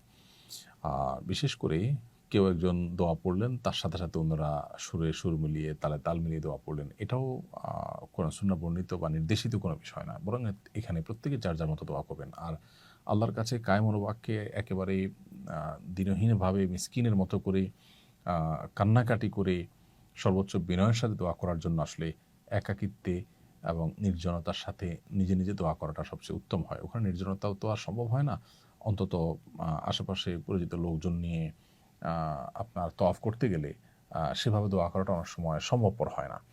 তো সেক্ষেত্রে নিজস্ব লোকজন হারিয়ে যেতে পারেন, সেরকম আশঙ্কা থাকলে তাদেরকে সাথে রাখলাম, কিন্তু একেবারে পুরা গ্রুপের লোকজন কারো নেতৃত্বে সুরে সুর মিলিয়ে দোয়া করতে হবে, এটা দোয়া কোনো সুন্নাহ পদ্ধতি নয়। বিধায় যার যার মতো করে আমরা দোয়া করার চেষ্টা করব সাধারণ অবস্থাতে, কারণ ওরকম সবাই মিলে যখন একসাথে দোয়া করে তখন আশপাশের লোকদের দোয়াতে ডিস্টার্ব হয়। এরপরে প্রশ্ন হলো, তওয়াফের 7 চক্কর দিতে হয় কেন? 6 বা 8 চক্কর কেন দিতে হয় না? দেখুন, এটার ইলম তো একমাত্র আল্লাহ তাআলার কাছে আছে। আল্লাহ আমাদেরকে কোন কাজ কেন করতে বলেছেন, শরীয়ত আমাদেরকে কোন কাজ কেন করতে বলেছেন, নবী সাল্লাল্লাহু আলাইহি সাল্লাম কোন কাজ কেন করতে নির্দেশ করেছেন, সেটার রহস্য একমাত্র আল্লাহ তাআলা ভালো জানেন। আল্লাহর সমস্ত আদেশ নিষেধের যৌক্তিকতা, যথার্থতা, রহস্য আমরা জেনেই যদি করতে হয়, তাহলে আল্লাহর প্রতি ঈমান আনার তো কোনো মানে থাকলো না। তাহলে সেক্ষেত্রে আমি আমার লজিক, আমি আমার সেন্স, আমি আমার যুক্তি যেটা বুঝে আসলো তার ভিত্তিতে করলাম। তাহলে আল্লাহর আদেশের ভিত্তিতে তো করা হলো না। এটাকে তো সে অর্থে আনুগত্য বলে না। এজন্য এর প্রকৃত কারণ বা রহস্য আল্লাহ তাআলা একমাত্র ভালো জানেন। মাকাম ইব্রাহিমে ২ রাকাত নামাজ আদায় করার নিয়ম জানতে চাই। তওয়াফ শেষ করার পর আমরা ২ রাকাত নামাজ পড়ব ৭টা চক্কর শেষ করার পর। সেটা মাকাম ইব্রাহিমীকে সামনে রেখে সালাত আদায় করার চেষ্টা করব। একদম বরাবর সামনে রেখে সালাত আদায় করা, নামাজ পড়ার মতো পরিবেশ আজকাল থাকে না। সেক্ষেত্রে যেখানেই পড়ি সামনে মাকাম ইব্রাহিমের যেন থাকে, সেটা উত্তম, একটু দূরে হলেও। আর যদি মাকাম ইব্রাহিম একদম বরাবর সামনে না থাকে, কোনো অসুবিধা নাই, কারণ সেটা সম্ভব না। সামনের দিকে থাকলেই হলো। এমনকি সামনের দিকে রেখে নামাজ পড়ার মতো কোনো পরিবেশও যদি না থাকে, তাহলে হারামের যে কোনো জায়গাতে নামাজ পড়লেও নামাজ হয়ে যাবে ইনশাআল্লাহ। এই ২ রাকাত নামাজ, তওয়াফের যে ২ রাকাত নামাজ, তার প্রথম রাকাতে সূরা কুল ইয়া আইয়ুহাল কাফিরুন, দ্বিতীয় রাকাতে সূরা কুল হুয়াল্লাহু আহাদ পড়াটা উত্তম, মুস্তাহাব। কোনো কারণে সেটা যদি মিস হয়ে যায়, ভুলে যাই, আমরা অন্য কোনো সূরা দিয়ে পড়ি, তাতেও কোনো অসুবিধা নেই।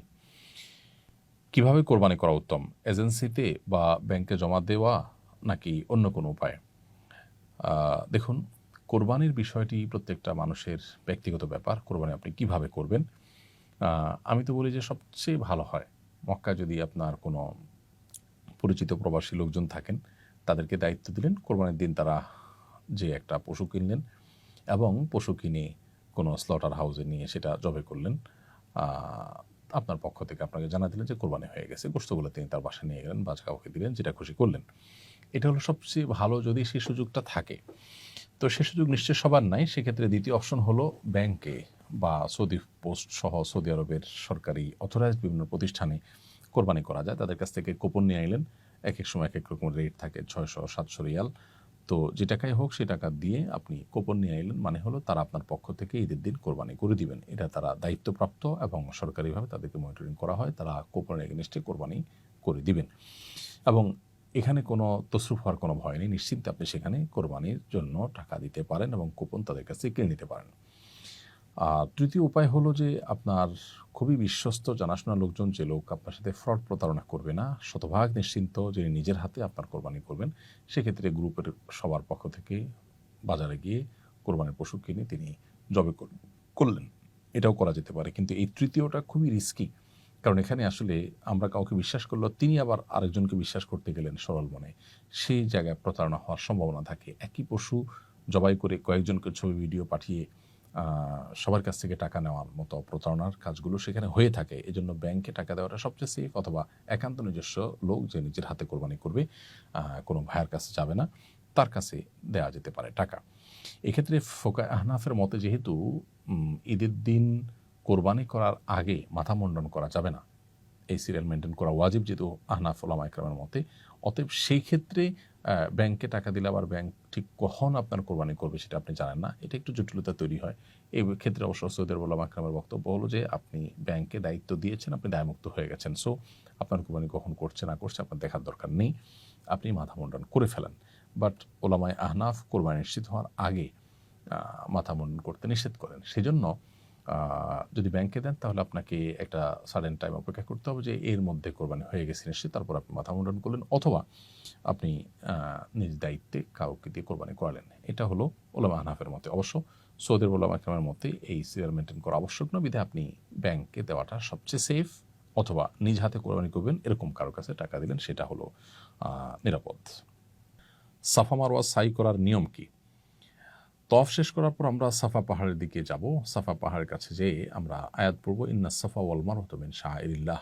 এরপর সাফা মারওয়ার আলোচনা করতে গিয়ে আল্লাহ তাআলা সাফার নাম আগে উল্লেখ করেছেন, সেজন্য সাফা থেকে যে আমি সাই শুরু করছি সে কথা মুখে বলবো, আবদাউ বিমা বাদা আল্লাহু বিহ, অর্থাৎ আল্লাহ যে সাফার নাম আগে নিয়েছেন সেটাকে দিয়ে আমরা সাইর কাজ শুরু করছি, সেটাকে আগে সাই করছি। এরপর আল্লাহু আকবার বলে পাহাড়ে উঠে আমরা লা ইলাহা ইল্লাল্লাহু ওয়াহদাহু লা শারীকা লাহু লাহুল মুলকু ওয়া লাহুল হামদ ইউহয়ি ওয়া ইউমীত ওয়া হুয়া আলা কুল্লি শাইইন কাদির পড়ব। এরপর পড়ব লা ইলাহা ইল্লাল্লাহু ওয়াহদাহু আনজাযা ওয়া'দাহু ওয়া নাসারা 'আবদাহু ওয়া হাযামাল আহজাবা ওয়াহদাহু। এটা পড়ব।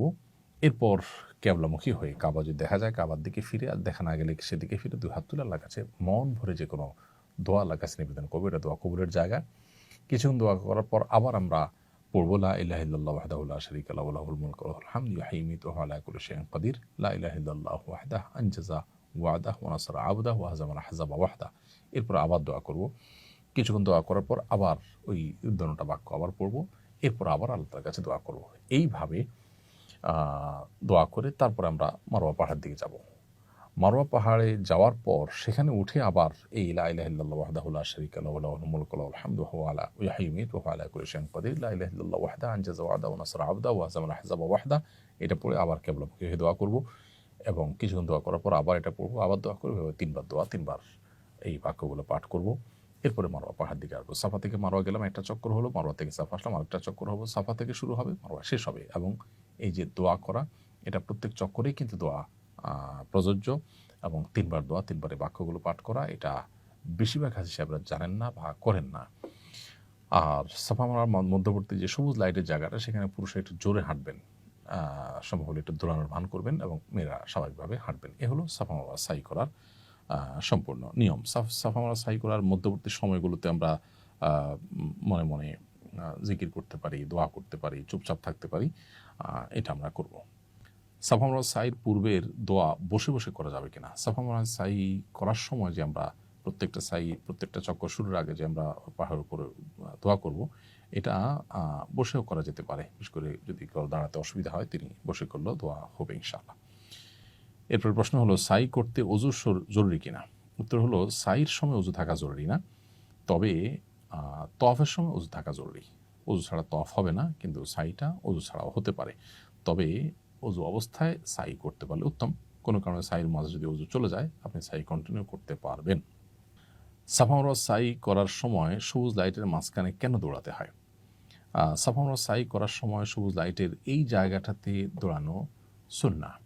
প্রথমত সাহাবা একরাম যখন মক্কা এসেছেন, তখন তাদের ক্ষীণকায় দেখে মদিনায় তারা গিয়ে অনেক অসুস্থ হয়েছে নানা কারণে, সেখানকার এনভায়রনমেন্ট তাদের শ্যুট করেনি। তো এটা দেখে মক্কার মুশরিকরা ক্রিটিসাইজ করতো কেউ কেউ যে তারা দুর্বল হয়ে গেছে, এই দেশ থেকে গিয়ে অন্য জায়গায় তারা ভালো নাই। নবী সাল্লাল্লাহু আলাইহি ওয়াসাল্লাম তখন তারা যে সুস্থ সবল আছেন এটা বোঝাবার জন্য একটু জোরে দৌড়িয়েছেন এই জায়গাটাতে, যার কারণে এখানে একটু জোরে দৌড়ানো সুন্নাহ। এর বাইরেও আরও একাধিক কারণ রয়েছে বিভিন্ন বর্ণনা মতে। সাফার মতো মারওয়াতেও কি দোয়া করতে হয়? উত্তর হলো হ্যাঁ। সাফাতে যেরকম আমরা কেবলামুখী হয়ে দোয়া করব, মারওয়াতেও একইভাবে দোয়া করব। এবং সাফাতে যেরকম আমরা 3 বার দোয়া করব, 3 বার দোয়ার আগের বাক্যগুলো পড়ব, মারওয়াতেও একইভাবে 3 বার দোয়ার আগের বাক্যগুলো পড়ে 3 দফায় দোয়া করব। বাক্যগুলো পড়া দোয়া, আবার বাক্যগুলো পড়া দোয়া, এভাবে 3 দফা করব। এটা আমরা অনেকেই খেয়াল করি না এবং মিস করি। এই জায়গাটা দোয়া কবুলের গুরুত্বপূর্ণ জায়গা, আল্লাহ নিদর্শন সমূহের মধ্যে থেকে একটি। আল্লাহ তাআলা বলেছেন ইন্না সাফা ওয়াল মারওয়াতা মিন শাআইরিল্লাহ। সাফা মারওয়া আল্লাহ তাআলার নিদর্শন সমূহের মধ্যে থেকে অন্যতম। সো সাফা মারওয়া উভয়টির উপরেই একইভাবে দোয়া এবং দোয়ার আগের বাক্যগুলো পাঠ করার এই সুন্নাহটা আমাদের পালন করতে হবে প্রত্যেক চক্করেই। সাই করার সময় কি দোয়া করতে হয়? সাই করার সময় বিশেষ কোনো দোয়া নেই, তবে সবুজ লাইটের মধ্যবর্তী জায়গা যখন আমরা জোরে হাঁটবো, তখন রব্বিগফির ওয়ারহাম ইন্নাকা আনতাল আযুল আকরাম, হে আল্লাহ আপনি ক্ষমা করুন এবং রহম করুন, আপনি সবচেয়ে মহান, পরাক্রমশালী এবং সবচেয়ে সম্মানিত। এই দোয়া পাঠ করবো আমরা, রব্বিগফির ওয়ারহাম ইন্নাকা আনতাল আযুল আকরাম। এটা সবুজ লাইটের জায়গাটাতে। তার আগে পরে বাকি সময়টাতে আমরা মন মতো যে কোনো জিকির আজকার করতে পারি, দোয়া করতে পারি, সেটা ঐচ্ছিক। সাফা মারওয়া সাই করার পর কোনো নামাজ পড়তে হবে কিনা? উত্তর হলো তওয়াফের পর যেরকম 2 রাকাত নামাজ আছে, সাফা মারওয়া সাই করার পর কোনো নামাজ পড়তে হবে না। এরপর প্রশ্ন হলো নিজে হালাল না হয়ে অন্যের চুল কাটা যাবে কিনা? উত্তর হলো হজের যাবতীয় কার্যক্রম বা উমরার যাবতীয় কার্যক্রম করার পর নিজে এখনও চুল কাটেননি বা চুল চাষেননি, এই অবস্থায় আপনি আরেকজনের চুল চেঁচে দিতে পারবেন বা কেটে দিতে পারবেন। যেমন স্বামী এখনও নিজের চুল চাষেন নাই, স্ত্রীর চুলের অগ্রভাগ কেটে দেওয়ার কাজটা তিনি করতে পারবেন, বা এক মহিলা অন্য মহিলাকে করতে পারবেন। একই কাজ পুরুষরা পরস্পরের ক্ষেত্রেই করতে পারবেন। মেয়েদের চুল কতটুকু কাটতে হবে? মেয়েদের চুল টেনে একদম মাথা এনে সেখানে 1 কর পরিমাণ কাটলেই চলবে। 1 কর বা 1 ইঞ্চি পরিমাণ কেটে ফেললে যথেষ্ট হবে। এবং সবগুলো চুল থেকেই কাটা গেল কিনা এটা নিশ্চিত হওয়া জরুরি না। এখানে কিছু চুল যদি, কয়েকটা চুল যদি বাদ যায়, মিস হয়, তাতে অসুবিধা নেই। 1/4 বা এর বেশি চুল কেটে ফেললেই চলবে। অতএব মাথার চুলকে টেনে ধরে একেবারে অগ্রভাগের আগের অংশের 1 ইঞ্চি পরিমাণ কেটে ফেলবে। নিজের চুল নিজে কাটা বা স্ত্রীর চুল কেটে দেওয়া যাবে কিনা? উত্তর হলো হ্যাঁ, করা যাবে, কোনো অসুবিধা নেই। একজন মুহরিম ইহরামরত অবস্থায় নিজের মাথার চুল নিজে চাঁচতে পারবেন, কোনো অসুবিধা নেই। আবার তিনি তার সহযাত্রী হজযাত্রী কারোর চুল কেটে দিতে পারবেন, স্বামী স্ত্রীরটা কেটে দিতে পারবেন, স্ত্রী স্বামীটা কেটে দিতে পারবেন, অর্থাৎ নিজে হালাল হওয়া ছাড়া আরেকজনটা কাটলে বা নিজেরটাও কাটলে কোনো অসুবিধা নেই। বদলি হজের নিয়ম ও বিধান জানতে চাই। বদলি হজের নিয়ম হলো, যে ব্যক্তি শারীরিকভাবে হজ করতে অপারগ, মক্কায় গিয়ে হজ করার সামর্থ্য একেবারেই নেই, কিন্তু আর্থিকভাবে সামর্থ্যবান, মৃত্যুর আগ পর্যন্ত আর সামর্থ্য তার হওয়ার কোনো আলামতও নাই বা সুযোগও নাই, সম্ভাবনাও নাই, তাহলে সেক্ষেত্রে তার জন্য কাউকে বদলি হজ করানো, কাউকে দিয়ে এটা তার জন্য আবশ্যক। কেউ যদি জীবদ্দশায় ওসিয়ত করে যান যে আমি জীবদ্দশায় হজ করতে না পারলে আমার মৃত্যুর পর আমার সম্পদ থেকে হজ করানোর ব্যবস্থা করবে, তাহলে তার বদলি হজ করানো, তার টাকা দিয়ে, তার সম্পদ দিয়ে এটা আবশ্যক। আর এছাড়া কেউ তার মৃত বাবা মা বা যে কোনো ব্যক্তির তরফ থেকে বদলি হজের ব্যবস্থা করতে পারে, বিশেষ করে যিনি হজে যেতে সামর্থ্যবান নন তার তরফ থেকে, সেটা মৃত ব্যক্তি হতে পারেন, তার তরফ থেকে কেউ যদি নিজস্ব উদ্যোগে নিজের টাকায় হজের ব্যবস্থা করেন, তাহলে সেটা নফল হজ হিসাবে হবে এবং সেটা বদলি হজ করা যাবে। একজন মানুষ সুস্থ সবল, তিনি সামর্থ্যবান, তিনি যদি কাউকে দিয়ে বদলি হজ করান, তাহলে সেক্ষেত্রে তার যে ফরজ হজ সেটা আদায় হবে না, তার ফরজ হজ তাকে আদায় করতে হবে। অপারগ হলে সম্পূর্ণরূপে, তখন তার পক্ষ থেকে বদলি হজ করলে সেটা তার হজ আদায় হবে। আর যিনি বদলি হজ করবেন তার নিজের হজ আগে করবেন, তারপর তিনি বদলি হজ করবেন। কারণ নবী করিম সাল্লাল্লাহু আলাইহি সাল্লাম এক ব্যক্তিকে দেখলেন, তিনি একজনের বদলি হজ করছেন, তার ভাই শুভরুমার তরফ থেকে হজ করছেন, এরকম নিয়াত করছেন। নবী সাল্লাল্লাহু আলাইহি সাল্লাম তখন তাকে বললেন, তুমি নিজের হজ করেছো কিনা? লোকটি বললেন না। তখন বললেন, তুমি আগে নিজের হজ করো, তারপর তোমার ভাই শুভরুমার তরফ থেকে হজ করবে। এই জন্য যিনি বদলি হজ করবেন তিনি তার নিজের হজটা আগে করে তারপরে অন্য কারো বদলি হজ করবেন। আর বদলি হজের নিয়ম সাধারণ হজের মতোই, শুধুমাত্র যখন এহরাম নিয়ত করবেন তখন লব্বাইকা আন অমুক এভাবে বলবেন, অমুকের পুত্র অমুকের তরফ থেকে আল্লাহ লব্বাইক, এরকম বলবেন এবং মনে মনে তার তরফ থেকে যে এহরাম পাচ্ছেন এটুকু নিয়ত করবেন শুরুতে। এরপরে বাকি কাজগুলো সব সাধারণভাবেই করবেন, দোয়া নিজের জন্য এবং ওই ব্যক্তির জন্য এবং অন্যদের জন্য করতে পারবেন। এরপরে প্রশ্ন হলো, মৃত মানুষের বদলি হজের কোরবানি দেওয়া লাগবে কিনা?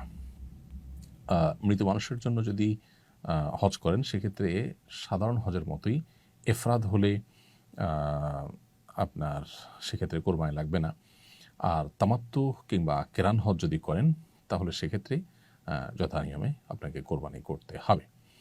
কোন কোন শ্রেণীর মানুষের তরফ থেকে বদলি হজ করা যায়? এর উত্তর হলো, হজ ফরজ হওয়ার পর কেউ সুযোগ পেয়েও হজ করেননি, মারা গেছেন, এই ব্যক্তির তরফ থেকে তার ওয়ারিসরা উদ্যোগ নিয়ে হজ করতে পারেন। আশা করা যায় আল্লাহ তাআলা তাকে দায়মুক্ত করবেন মৃত ব্যক্তিকে। আর হজ ফরজ হওয়ার পর কেউ নিরাপত্তার কারণে হজ যেতে পারছেন না, এমন কোনো পরিস্থিতি আছেন যে হজে তার যাওয়ার কোনো সুযোগ নেই, নিরাপত্তাহীনতা ভুগছেন, এরকম বিশেষ কোনো কেস যদি কারোর তৈরি হয়, তাহলে তার তরফ থেকে বদলি হজের ব্যবস্থা করা যাবে।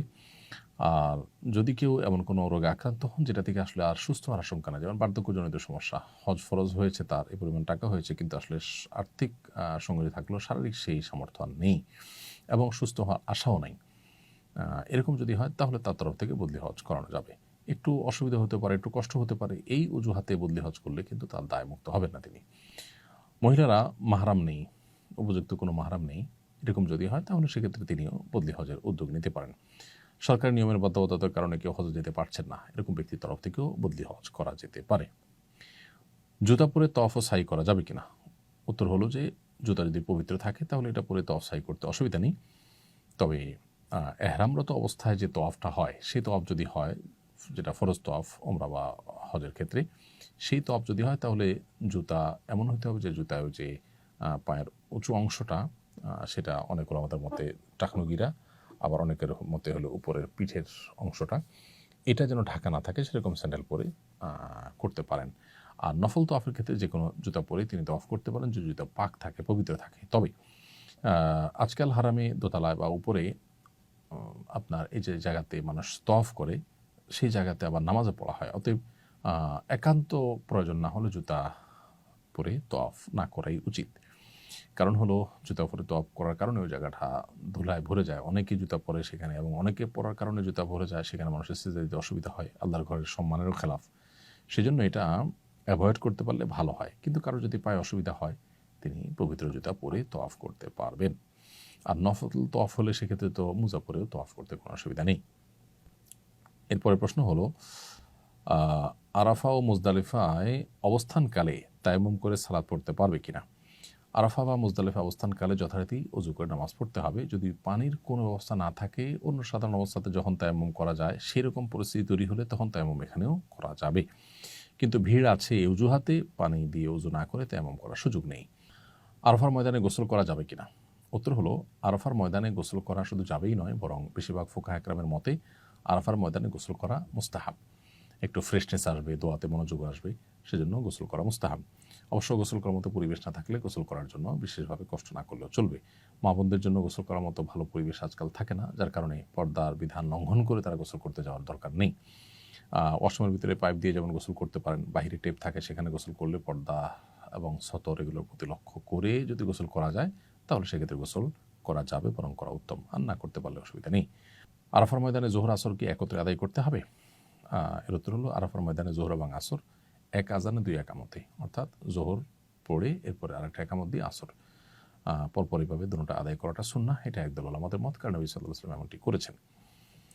অপর আরেকদল উলামাদের মতে জোহর আসর যথারীতি আলাদা সময় আদায় করবে। এটা নিয়ে প্রায় সময় দেখা যায় তাবুগুলোতে গণ্ডগোল হয়। গণ্ডগোল হওয়া উচিত নয়। কেউ নবী সাল্লাল্লাহু আলাইহি ওয়াসাল্লামের সুন্নাহকে হুবহু অনুসরণ করে তিনি যেটাকে সহিহ মনে করছেন সেটা অনুযায়ী দুইটা একসাথে আদায় করছেন, আর কোনো দল এটাকে সহিহ মনে করছেন না, তারা আসরের সময় আলাদা করে জামাত করলেন। এটা নিয়ে নিজেদের মধ্যে মত পার্থক্য, এটা ঝগড়ার দিকে যাওয়া উচিত নয়। এবং এক্ষেত্রে কসর পড়বেন না 4 রাকাত পড়বেন, এটা নিয়ে মত পার্থক্য আছে। নবী করিম সাল্লাল্লাহু আলাইহি ওয়াসাল্লাম কসর পড়েছেন, সেজন্য একদল উলামা ইকরাম কসর পড়া সুন্নাত মনে করেন। আরেকদল উলামা ইকরাম বলেন তিনি মুসাফির ছিলেন সেজন্য করেছেন। অতএব আমরা যারা 15 দিনের বেশি নিয়ত করেছি মক্কায় থাকার, তারা 4 রাকাত পড়বো। তো এটা নিয়ে মত পার্থক্য হলে যিনি ইমামতি করছেন তিনি 2 রাকাত পড়লেন, তারপর জন্য বাকিরা কসর পড়লেন।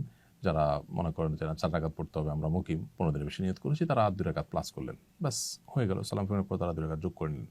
তাতেই একই জামাতে আমরা নামাজটা পড়তে পারি এবং মতভিন্নতা বা ঝগড়ার দিকে আর যাওয়া লাগে না। জমজমের পানি কি দাঁড়িয়ে পান করতে হয়? জমজমের পানি দাঁড়িয়ে পান করতে হয় এমন কোনো কথা নেই। সাধারণ পানির মতোই এটা স্বাভাবিকভাবে আমরা পান করব বসে। তবে নবী সাল্লাল্লাহু আলাইহি ওয়াসাল্লাম বিভিন্ন রাওয়ায়াতে জমজমের পানি দাঁড়িয়ে কোথাও কখনো কখনো পান করেছেন বোঝা যায়। হয়তো বসার মতো পরিবেশ ছিল না, আর তাছাড়া দাঁড়িয়ে পান করার তো আর নিষেধ নয়, এটা জায়েজ বোঝানোর জন্য তিনি মাঝে মাঝে পান করতেন। বাকি জমজমের পানি বসা অবস্থা পেলেও অনেকে দাঁড়িয়ে যায় পান করার জন্য, এরকমটি সঠিক না যে দাঁড়িয়েই পান করতে হয়, এরকম নয়। দাঁড়িয়ে পান করা যাবে এতটুকু, তবে সাধারণ পানির মতো এটা আপনি স্বাভাবিক অবস্থাতেই পান করবেন, অর্থাৎ বসে পান করবেন। পান করার জন্য দাঁড়িয়ে যেতে হবে ব্যাপারটা সেরকম না। কখনো কখনো নবী সাল্লাল্লাহু আলাইহি ওয়াসাল্লাম থেকে জমজম দাঁড়িয়ে পান করা সাব্যস্ত আছে, দাঁড়িয়ে কেউ চাইলে পান করতে পারেন। বাসা থেকে গোসল করে হাজি ক্যাম্পে যে এহরামের কাপড় পরা যাবে নাকি সেখানে গিয়েই ফ্রেশ হতে হবে? আপনি বাসা থেকেই ফ্রেশ ট্রেশ হয়ে তারপর এহরামের কাপড় পরে যেতে পারেন, বিশেষ করে শেষের দিকে যদি যান, সময় কম থাকে। আর যদি প্রচুর সময় হাতে নিয়ে যান তাহলে হাজি ক্যাম্পে সব ব্যবস্থায় আছে বিধায় সেখানে গিয়ে আপনি চাইলে ফ্রেশ হওয়ার কাজটা করতে পারেন, গোসল করার কাজটা করতে পারেন, এহরামের পর সেখানে গিয়ে করতে পারেন। অথবা বাসা থেকে আপনি নখলম ইত্যাদি পরিষ্কার করে গেলেন, আর ওখানে গিয়ে আপনি গোসল করে এহরামের কাপড় পরে নিলেন, এটাও করা যেতে পারে। জামার আশেপাশে পড়ে থাকা পাথর কুড়িয়ে জামারায় পাথর মারা যাবে কিনা? উত্তর হলো যাবে, কোনো অসুবিধা নেই। তবে উত্তম হলো মুজদালিফা থেকে পাথর নিয়ে আসা। যদি আপনার পাথর টান থাকে, পড়ে যায়, আনতে ভুলে যান, এখান থেকে পাথর নিয়ে মারলেও আপনার জামারার পাথর মারার কাজটি আদায় হয়ে যাবে। জামারা নিক্ষেপের জন্য প্রয়োজনীয় অতিরিক্ত পাথর কুড়ানো যাবে কিনা? উত্তর হলো যাবে, তবে আপনার যে কয়টা পাথর লাগে সে কয়টা নেওয়াই ভালো। যদি 2-4টা বেশি হয়ে যায় বা সতর্কতামূলক 2-4টা বেশি নেন তাতে অসুবিধা নেই। অনেকে সুগন্ধিযুক্ত তেল ব্যবহার করতে হয় এবং এই তেল ব্যবহার না করলে তাদের মাথা ঘোরায়, মাথা ব্যথা হয়। এক্ষেত্রে তাদের করণীয় কী? উত্তর হলো যে অনিবার্য যদি হয় যে তেল ব্যবহার করা ছাড়া তিনি সুস্থ থাকতে পারেন না, অসহনীয় কষ্ট হয়, তাহলে তিনি ব্যবহার করতে পারেন, কিন্তু তাকে এর কারণে কিন্তু ফিদিয়া দিতে হবে। আর যদি ব্যাপারটা এরকম হয় যে এত বেশি কষ্ট হয় না, একটু কষ্ট হয়, তাহলে তাকে অবশ্যই এই সুগন্ধিযুক্ত তেল ব্যবহার করা থেকে বিরত থাকতে হবে, যেহেতু সুগন্ধ জাতীয় কোনো বিষয় ব্যবহার করা বা কোনো কিছু ব্যবহার করা জায়েজ নয় এহরামরত অবস্থাতে। আর ফিদিয়া হলো 3টা রোজা রাখা, কিংবা 6 জন মিসকিনকে খাদ্য দেওয়া, কিংবা একটা পশু জবাই করে মক্কায় মিসকিনদের মধ্যে বন্টন করা, গোশতের বন্টন করার ব্যবস্থা করা। হজে মহিলাদের মুখে নেকাব পরা নিষেধ কেন? আল্লাহ তাআলা একমাত্র ভালো জানেন। তবে পুরুষদের জন্য সেলাইবিহীন পোশাক পরা, মেয়েদের জন্য মুখে আপনার নেকাব না লাগানো, এগুলো স্বাভাবিক এবং সরলভাবে আল্লাহর সামনে নিজেকে উপস্থাপন করার জন্য। মানুষের মৃত্যু পরবর্তী অবস্থাকে স্মরণ করিয়ে দেয় আমাদের এহরামের শুভ্র সাদা এবং স্বাভাবিক পোশাক আশাক। এটা আল্লাহর সামনে নিজেকে একেবারে সরল সহজভাবে উপস্থাপন করবার জন্যই হয়তো এরকমটি করতে বলা হয়েছে। বাকি এর প্রকৃত কারণ একমাত্র আল্লাহ তাআলা ভালো জানেন। কারণ কোরআন হাদিসে আলাদা করে কারণ উল্লেখ করা হয়নি। এটা উলামায়ে কেরাম যার যার মতো করে গবেষণা করে হিকমত এবং রহস্য বর্ণনা করেছেন অনেকেই। হজের সময় কোরবানি অর্থাৎ দমে শূকর দিলে দেশে আবার কোরবানি দিতে হবে কিনা? উত্তর হলো, হজের সময় আমরা যে কোরবানি দেই, এই কোরবানিটা হলো মূলত, আমরা কোরবানি বললেও এটা মূলত দমে শূকর বা আল্লাহর কৃতজ্ঞতা আদায় করে পশু জবে। আর মূল কোরবানি যেটা, সেটা যথারীতি প্রযোজ্য হবে। এখন সফররত অবস্থা কোরবানি প্রযোজ্য হয় না। কেউ যদি শর্ট টাইমের যে প্যাকেজ সেটাতে যান, মক্কায় 15 দিনের কম নিয়ত করে থাকেন, তাহলে তো তিনি মুসাফির, অতএব তার জন্য কোরবানি প্রযোজ্য হবে না। তারপরও তার তরফ থেকে দেশে কেউ নফল হিসাবে কোরবানি দিতে পারেন, বা তিনি সেখানেও কোরবানি দিতে পারেন। আর যারা 15 দিনের বেশি নিয়ত করবেন, সাধারণ প্যাকেজ যাবেন, তারা তো অবশ্যই মুকিমের বিধান অন্তর্ভুক্ত ফোকাহ হানাফের মত অনুযায়ী। সো তাদের পক্ষ থেকে কোরবানি আলাদা দিতে হবে, আর হজের যে কোরবানি অর্থাৎ দমে শূকর সেটা আলাদা দিতে হবে। হজের সফরে হাজিরা কি মুসাফির থাকেন? হজের সফরে হাজিরা মুসাফির থাকেন নাকি মুকিম থাকেন, এটা আসলে নির্ভর করে কত দিনের প্যাকেজ যাচ্ছেন সেটার উপরে। সাধারণ প্যাকেজ যেটা 30 দিনের বেশি, সেটাতে গেলে হাজিরা সাধারণত মক্কায় মুসাফির থাকেন না, মুকিম হয়ে যান ফোকাহ হানাফের মত অনুযায়ী, কারণ সেখানে 15 দিন বা তার বেশি তারা থাকেন। আর মদিনায়ও যদি 15 দিন থাকার নিয়ত থাকে, তাহলে সেখানে মুসাফির থাকবেন না, মুকিম হয়ে যাবেন। আর তার কম থাকলে মুসাফির থাকবেন। আর এর বাহিরে যারা শর্ট প্যাকেজে যান 15 দিন 20 দিনের জন্য, তারা মক্কা বা মদিনায় কোথাও আসলে 15 দিন এককভাবে থাকেন না, যার কারণে তারা কিন্তু মুসাফির হিসাবে গণ্য হবেন। আর মুসাফির হলে মুসাফিরের সব বিধিবিধান তার জন্য যথারীতি প্রযোজ্য হবে। মেয়েরা নফল তাওয়াফেও কি মুখে নেকাব দিতে পারবে না? উত্তর হলো না, মুখে নেকাব দিতে পারবে নফল তাওয়াফে, পারবে না এমন কথা নেই। কারণ হলো, এহরামরত অবস্থাতে মুখে তারা নেকাব পরবেন না। পর্দার লঙ্ঘনের আশঙ্কা হলে সেক্ষেত্রে ক্যাপ ইত্যাদি দিয়ে বা সাধারণ কাপড় দিয়ে মুখ ঢেকে দিবেন, কিন্তু মুখে নেকাব দিয়ে বাঁধবেন না। এটা হলো এহরামরত অবস্থার জন্য। নফল তাওয়াফের জন্য এটা প্রযোজ্য না। সেক্ষেত্রে তারা স্বাভাবিকভাবে নেকাব পরে নফল তাওয়াফ করতে পারবেন। পুরুষরা মাস্ক ইত্যাদি পরেও নফল তাওয়াফ করতে পারবেন। হজে বাথরুম ব্যবহারের সময় সেলাই কাটা লুঙ্গি ব্যবহার করা যাবে কিনা? বাথরুমে যদি আপনি সেলাই ছাড়া লুঙ্গি ব্যবহার করেন, ওপেন যেগুলো, সেটা আপনি করতে পারেন, কোনো অসুবিধা নেই। কারণ সেলাই বিশিষ্ট পোশাক পরা নিষেধ, লুঙ্গি পরা নিষেধ নয়। কাবায় পুরাতন কাজা নামাজ পড়া যাবে নাকি নফল নামাজ পড়াই উত্তম? কাবাতে পুরাতন আগের যে নফল কাজা নামাজগুলো আছে, আপনি সেগুলো আদায় করতে পারেন। আর চাইলে নফল নামাজও পড়তে পারেন। কাজা নামাজ থাকলে আগে কাজা নামাজ পড়েই তারপর নফল নামাজ পড়াটা উত্তম। সন্দেহাতীতভাবে সেটাকে অগ্রাধিকার দেওয়া উচিত কাজা নামাজকে। মক্কায় 1 রাকাতে 1 লাখ রাকাতের সওয়াব কি শুধু মসজিদে হারামেই হবে, নাকি হোটেলের নামাজ পড়লেও একই সওয়াব হবে? এটা নিয়ে ভিন্ন মত আছে। অনেকে বলেছেন যে মসজিদে হারামের জন্যই খাস, কারণ হাদিসে মসজিদ শব্দটি আছে।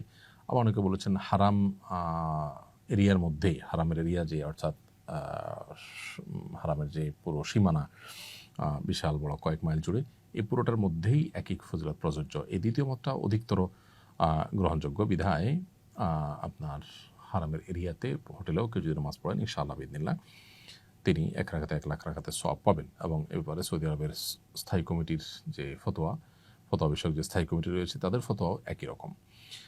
ছেলেদের ক্ষেত্রে এহরাম অবস্থায় রঙিন গামছা পরে গোসল করতে পারবে কিনা? উত্তর হলো হ্যাঁ, করা যাবে, কোনো অসুবিধা নেই। কারণ গামছা এটা সেলাই বিশিষ্ট কোনো পোশাক নয়, বরং এটা ওপেন থাকে, বিধায় গামছা পরে আমরা গোসল করতে পারবো। ছেলেরা হোক মেয়েরা হোক সবাই করতে পারবেন। এবং এক্ষেত্রে রঙিন হোক, অন্য কোনো এক কালার হোক, সাদা হোক, তাতে কিছু আসে যায় না। হজের সময় মাসিক শুরু হলে তার বিধান কি? হজের সময় যদি মাসিক শুরু হয়ে যায়, মেয়েরা হজের সমস্ত কাজগুলো যথারীতি করবেন, কোনো কাজ থামবে না তার। শুধুমাত্র হজের যে ফরজ তওয়াফ ঈদের দিন, সেটি তারা মাসিক অবস্থায় করবেন না মেয়েরা, বরং অপেক্ষা করবেন যখন তিনি সুস্থ হবেন তখন তিনি করবেন। সেটা হোক 5 দিন পর, হোক 7 দিন পর। এটা মেয়েদের জন্য স্পেশাল, এবং এর জন্য কোনো দম ফিদিয়া কিছু দিতে হবে না। হজের সব প্রস্তুতি শেষ করার পর স্বামী মারা গেলে করণীয় কি? কেউ হজের সব প্রস্তুতি শেষ করেছেন, এবং যাওয়ার জন্য অপেক্ষমান আছেন, এটা যদি স্বামী মারা যায় তাহলে তিনি ইদ্যত পালন করবেন, তখন তার জন্য হজে নাজি পালন করা ওয়াজিব। এবং এই যে তার টাকাগুলো খরচ হয়ে গেল, এরপরে যদি আবার কখনো হজ করার মতো সামর্থ্যবান হন তাহলে তখন হজ করবেন তিনি মাহরামদের সাথে নিয়ে। আর যদি আর সে সুযোগ না আসে তাহলে তারপরে হজ ফরজ হবে না, যেহেতু তার সামর্থ্যই আসে নাই। এবং এই যে টাকা চলে গেল, হজে যেতে পারলেন না, এর জন্য আফসোসের কোনো কারণ নেই, কারণ টাকা যে ব্যয় হয়েছে আল্লাহর পথে তার জন্য সব তিনি পাবেন। নবী সাল্লাল্লাহু আলাইহি ওয়াসাল্লাম বলেছেন, কোনো ব্যক্তি যদি কোনো ভালো কাজ করার নিয়ত করে, মান হাম্মা বিহাসানাতিন ফালাম ইয়ামালহা, কোনো ব্যক্তি ভালো কাজ নিয়ত করে না করতে পারলে আল্লাহ তাআলা পরিপূর্ণ সব দিবেন। মিনা যদি এহরামের কাপড় চেঞ্জ করার দরকার হয় তাহলে কি করতে হবে? মিনায় এহরামের কাপড় চেঞ্জ করার দরকার হলে চেঞ্জ করতে পারবেন, এমনকি আরাফাতে মুজদালিফাতেও যদি নষ্ট হয়ে যায় কোনো কাপড় বা ময়লা হয়ে যায় আরেকটা এহরামের কাপড় পরবেন, অসুবিধা নেই। কিন্তু এই কাপড় চেঞ্জ করতে গিয়ে যেন আবার লুঙ্গি টুঙ্গি সেলাই করাও কোনো কিছু যেন না পড়া হয়। 8 তারিখ মিনায় অবস্থান না করলে কি দম দিতে হবে? 8 তারিখ মিনায় অবস্থান না করলে দম দিতে হবে না, কারণ 8 তারিখ মিনায় অবস্থান করাটা, জিলহজের 8 তারিখ মিনায় অবস্থান করাটা সুন্নাত। কোনো কারণে এটা মিস হয়ে গেলে সরাসরি কেউ আরাফাতে চলে গেল, ডাইরেক্ট মিনায় অবস্থান করলই না, তাতে কোনো অসুবিধা হবে না। জিলহজের 10 এবং 11 তারিখ রাতে মিনা অবস্থান করা কি জরুরি? এটি সংখ্যাগরিষ্ঠ ইমামদের মধ্যে জরুরি, বেশিরভাগ ইমামদের মধ্যে জরুরি, ফুকাহা হানাফির মধ্যে সুন্নাহ।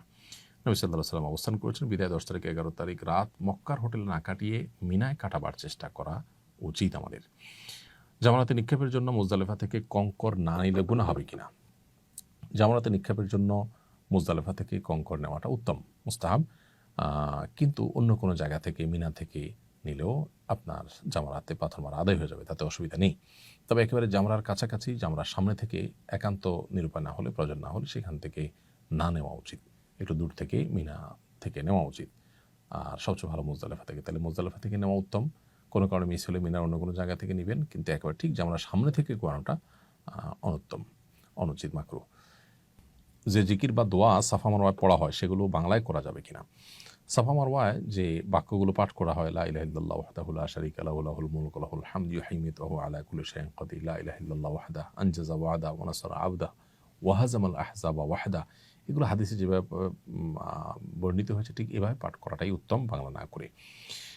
যদি কেউ এটা না পারেন, কোনো হয় বাংলা পড়ে ফেলেন, হয়ে যাবে, বাট অবশ্যই উচিত এবং উত্তম হলো হাদিসের টেক্সট হুবহু পাঠ করা। আর দোয়ার বিষয়টা হলো, দোয়া আপনি নিজের ভাষায় করতে পারেন, কোনো অসুবিধা নেই। সেটা আপনি বাংলা ভাষায়, অন্য কোনো ভাষায় করলেন এবং কোরআন হাদিসের দোয়ার ভাষায় নিজের মন মতো দোয়া করলেন, সেটা আপনি করতে পারেন। 11 বা 12 জিলহজের দিন পাথর মারার সময় কখন শুরু হয় এবং কখন শেষ হয়? উত্তর হলো, 10 জিলহজ বা ঈদের দিন যে পাথর মারা, সেটা তো সকাল থেকেই আমরা পাথর মারতে পারি, সকাল থেকেই পাথর মারার সময়। আর 11-12 জিলহজ হলো জোহরের ওয়াক্ত হওয়ার পর থেকে পাথর মারার সময় শুরু হয়। সূর্য ডুবার আগে আগে মারতে হয়, যদি ভিড়ের কারণে সূর্য ডুবার পরে মারা লাগে তাতেও আদায় হয়ে যায়, কিন্তু সময়টা শুরু হবে জোহরের ওয়াক্ত হওয়ার পর 11-12 জিলহজ।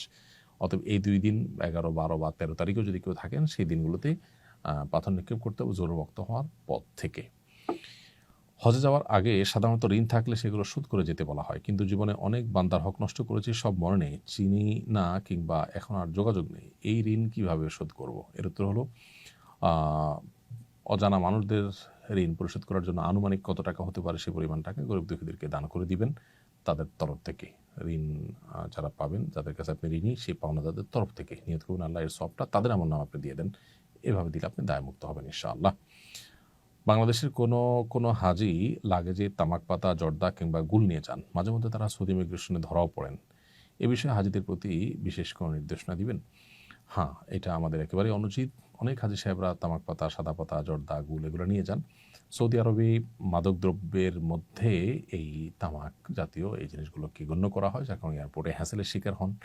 এবং সেই সাথে এই জিনিসগুলো পান করার ব্যাপারে যেহেতু ওলামা একরাম এটিকে কঠোরভাবে নাজায়েজ এবং হারাম বলেন এবং মাদকদ্রব্যের মধ্যেই ফেলেন, অতএব এগুলো অ্যাভয়েড করা উচিত। তাছাড়া এগুলো আমাদের স্বাস্থ্যের জন্য তো ক্ষতিকর। আমাদের ওলামা একরাম জর্দা খাওয়াকে অনেকে জায়েজ মনে করেন, কিন্তু জর্দা খাওয়ার মধ্যে যেগুলো মিষ্টি জর্দা, যেগুলোতে কোনো তামাক নাই, সেটা তো জায়েজ হতে পারে, বাট যেখানে তামাক আছে সেটা আসলে জায়েজ হওয়ার বিষয়টাতে তুমুল আপনার ভিন্নমত এবং শক্তিশালী ভিন্নমত রয়েছে। তো এই জন্য একজন হজ যাত্রী তিনি আল্লাহর ঘরের ইবাদত করতে যাচ্ছেন, সেখানে তার সাথে আসলে এই জিনিসগুলো, তামাক জাতীয় জিনিসগুলো বহন না করাই উচিত। বিশেষ করে সৌদিতে যে হ্যাসেলের মুখোমুখি হতে হয়, সেটা তো কারোরই কাম্য হয় না। এই জন্য এগুলো আমাদের হজ যাত্রায় সাথে যেন নেওয়া হয় সেদিকটা খেয়াল করা দরকার। বর্তমানে সৌদি সরকার মহিলাদের মাহরাম ছাড়া হজ করার অনুমতি দিয়েছে। এই অনুমতি গ্রহণ করে মাহরাম ছাড়া হজ করা যাবে কিনা? মাহরাম ছাড়া মেয়েদের জন্য হজ করা বা উমরা করা বা কোনো সফর করা জায়েজ নয়। নবী সাল্লাল্লাহু আলাইহি ওয়াসাল্লাম পরিষ্কারভাবে নিষেধ করেছেন, লা তুসাফিল মারআতু ইল্লা মা জি মাহরামিন, কোন নারী মাহরাম ছাড়া হজ করবেন না। এটা একজন নারীর সম্মানের ব্যাপার যে তার সাথে কোনো একজন বডিগার্ডের মতো একজন মাহরাম পুরুষ থাকবেন, এটা থাকতে হবে। অতএব সৌদি সরকার যদি তাদের আইনের পরিবর্তন করে, আল্লাহর বিধান বা রাসূলুল্লাহ আকরাম সাল্লাল্লাহু আলাইহি ওয়াসাল্লামের হাদিস পরিবর্তন হয়ে যাবে না বিধায় মাহরাম সহই মেয়েরা হজে যাবেন, মাহরাম ছাড়া হজে যাবেন না। মাহরাম ছাড়া হজে যাওয়ার ক্ষেত্রে কোনো ওলামা ইকরাম শর্ত সাপেক্ষে কোনো ক্ষেত্রে জায়েজ বলেছেন। এটাও সংখ্যাগরিষ্ঠ বা সব ওলামা ইকরাম নন। সেটা হলো যে মহিলাদের একদল মহিলাদের সাথে যান, যদি যে মহিলারা তাকে সেফটি সিকিউরিটির দিকটা দেখতে পারবেন এরকম জানাশোনা মহিলাদের সাথে গেলেন, সেটা ভিন্ন কথা। বাট এরকম কোনো দল নেই, আমি র্যান্ডমলি যাচ্ছি একজন নারী একাকী হজের জন্য মাহরাম ছাড়া, এটা জায়েজ নয়। বিদায় তওয়াফ না করলে কোনো অসুবিধা আছে কিনা? বিদায় তওয়াফ করা হজের ক্ষেত্রে ওয়াজিব, যার কারণে বিদায় তওয়াফ যদি কেউ না করেন তাকে দম দিতে হবে। আর মেয়েরা যদি মাসিকের কারণে বিদায় তওয়াফ করতে না পারেন তাহলে তাদের উপর কোনো কিছু প্রযোজ্য হবে না। মাসিক হয়ে গেলে নারীরা কীভাবে বিদায় তওয়াফ করবেন? উত্তর হলো, বিদায় তওয়াফ হজে ওয়াজিব, উমরাতে অবশ্য বিদায় তওয়াফ ওয়াজিব না, শুধু উমরার সফরে গেলে বিদায় তওয়াফ করা লাগবে না। কিন্তু হজের সফরে গেলে আসার সময় বিদায় তওয়াফ 7 চক্কর দিয়ে 2 রাকাত নামাজ পড়ে তওয়াফের পরে তারপর আসতে হবে। এখন নারীরা মাসিকের কারণে যদি তওয়াফটা না করতে পারেন, এদিকে তার ট্রাভেলের প্ল্যান আছে, চলে যাবেন মক্কা ছেড়ে, বিদায় তওয়াফ করতে পারছেন না, মাসিক শুরু হয়ে গেছে, তাহলে তাদের জন্য সেটা মওকুফ বা মাফ, এর জন্য কোনো দম দিতে হবে না। রওজা মুবারক জিয়ারতের আদব এবং নিয়ম কানুন জানতে চাই। নবী করিম সাল্লাল্লাহু আলাইহি সাল্লামের কবরে সালাম পেশ করা, দুরূদ পেশ করা, এটার আদব হলো আমরা খুবই ভারতের সাথে গাম্ভীর্যের সাথে যাওয়ার চেষ্টা করব। সেখানে গিয়ে আপনার হৈ হুল্লোড় করা, এটা নিশ্চয়ই কবর জিয়ারতের আদব নবী সাল্লাল্লাহু আলাইহি সাল্লামের শানের খেলাফ হবে এবং আদবের পরিপন্থী হবে। অনেকে সেখানে গিয়ে উকিঝুঁকি মারেন, যেহেতু তাঁর কবরটা হয়েছে আমাদের আয়েশা রাদিয়াল্লাহু তাআলা আনহার ঘরে, এটা আয়েশা রাদিয়াল্লাহু তাআলা আনহার ঘর, অতএব এখানে উকিঝুঁকি মারা তার ঘরে উকিঝুঁকি মারার মতো। আর উকিঝুঁকি মেরে আসলে আমরা দেখতেও পাবো না, কারণ ওখানে নবী সাল্লাল্লাহু আলাইহি সাল্লামের কবরের এবং ওই যে বাহিরের যে বেড়াটা, এটার মাঝে আরও ওয়াল আছে, যার কারণে দেখা যায়ও না, যাবেও না। আর আরেকটা বিষয় হলো যে সেখানে অনেকে বেশ আপনার উৎসাহ ভরে ছবি, ভিডিও এবং লাইভ করতে থাকেন। নবী করিম সাল্লাল্লাহু আলাইহি ওয়াসাল্লাম বলেছেন যে আমার কবরকে তোমরা ঈদ এবং উৎসবের জায়গায় পরিণত করবে না, যেটা অনেক উরস-টুরসে হয়, এবং এই জাতীয় আপনার লাইভ ছবি, ভিডিও হাস্যোজ্জ্বল মুডে এটা অনেকটা উৎসবের মতো হয়ে যায়, এটা যেন না হয়। এই জন্য ভাব গাম্ভীর্যের সাথে আমরা সালাত সালাম পেশ করবো ইনশাআল্লাহ। সেখানে আসসালাতু ওয়াসসালামু আলাইকা ইয়া রাসূলুল্লাহ বললে সালাত সালাম আদায় হয়ে যাবে। এর পাশাপাশি ইন্নাকা আদ্দাইতাল আমানা ওয়া নাসাহতাল উম্মাহ, নিশ্চয়ই আপনি আল্লাহর পক্ষ থেকে দেওয়া আমানত আদায় করেছেন, আপনি উম্মতকে নসিহা করেছেন, অতএব আল্লাহ আপনাকে আমাদের সবার তরফ থেকে জাযা খায়ের দান করুক। এইসব কথাগুলো বলা যেতে পারে। দুরূদ পেশ করাটা হলো মূলত আসসালাতু ওয়াসসালামু আলাইকা ইয়া রাসূলুল্লাহ। তারপরেই প্রথম যে জানালা আছে, ছিদ্র আছে, সেটা তো কোনো কবর নেই। মাঝখানে একটা জানালাতে 3টা ছিদ্র আছে। বড় ছিদ্রটা নবী সাল্লাল্লাহু আলাইহি ওয়াসাল্লামকে লক্ষ্য করে সালাম, আসসালাতু ওয়াসসালামু আলাইকা ইয়া রাসূলুল্লাহ। এরপরে আসসালাতু ওয়াসসালামু আলাইকা ইয়া সাহেবাই রাসূলিল্লাহ, হে আল্লাহর রাসূলের দুজন সঙ্গী আবু বকর এবং ওমর, আপনাদের প্রতি শান্তি নাজিল হোক, তাদের কবরে সালাম পেশ করব আমরা। এভাবে কবর জিয়ারত, নবী সাল্লাল্লাহু আলাইহি ওয়াসাল্লাম রওজা মুবারকের জিয়ারত আমরা শেষ করব। হাজীগণ মদিনার সময়গুলো কিভাবে কাটাবেন? মদিনায় অবস্থানের সময়গুলোতে বেশি বেশি মসজিদে হারামে নামাজ পড়ার চেষ্টা করবেন, যেহেতু সেখানে 1000 রাকাত নামাজের সওয়াব পাওয়া যায়। সেজন্য বেশি বেশি করে আমরা সেখানে নফল নামাজ, আগের কাজা থাকলে কাজা নামাজ পড়ার চেষ্টা করব, তাহাজ্জুদ পড়ার চেষ্টা করব, নফল নামাজগুলো পড়ার চেষ্টা করব।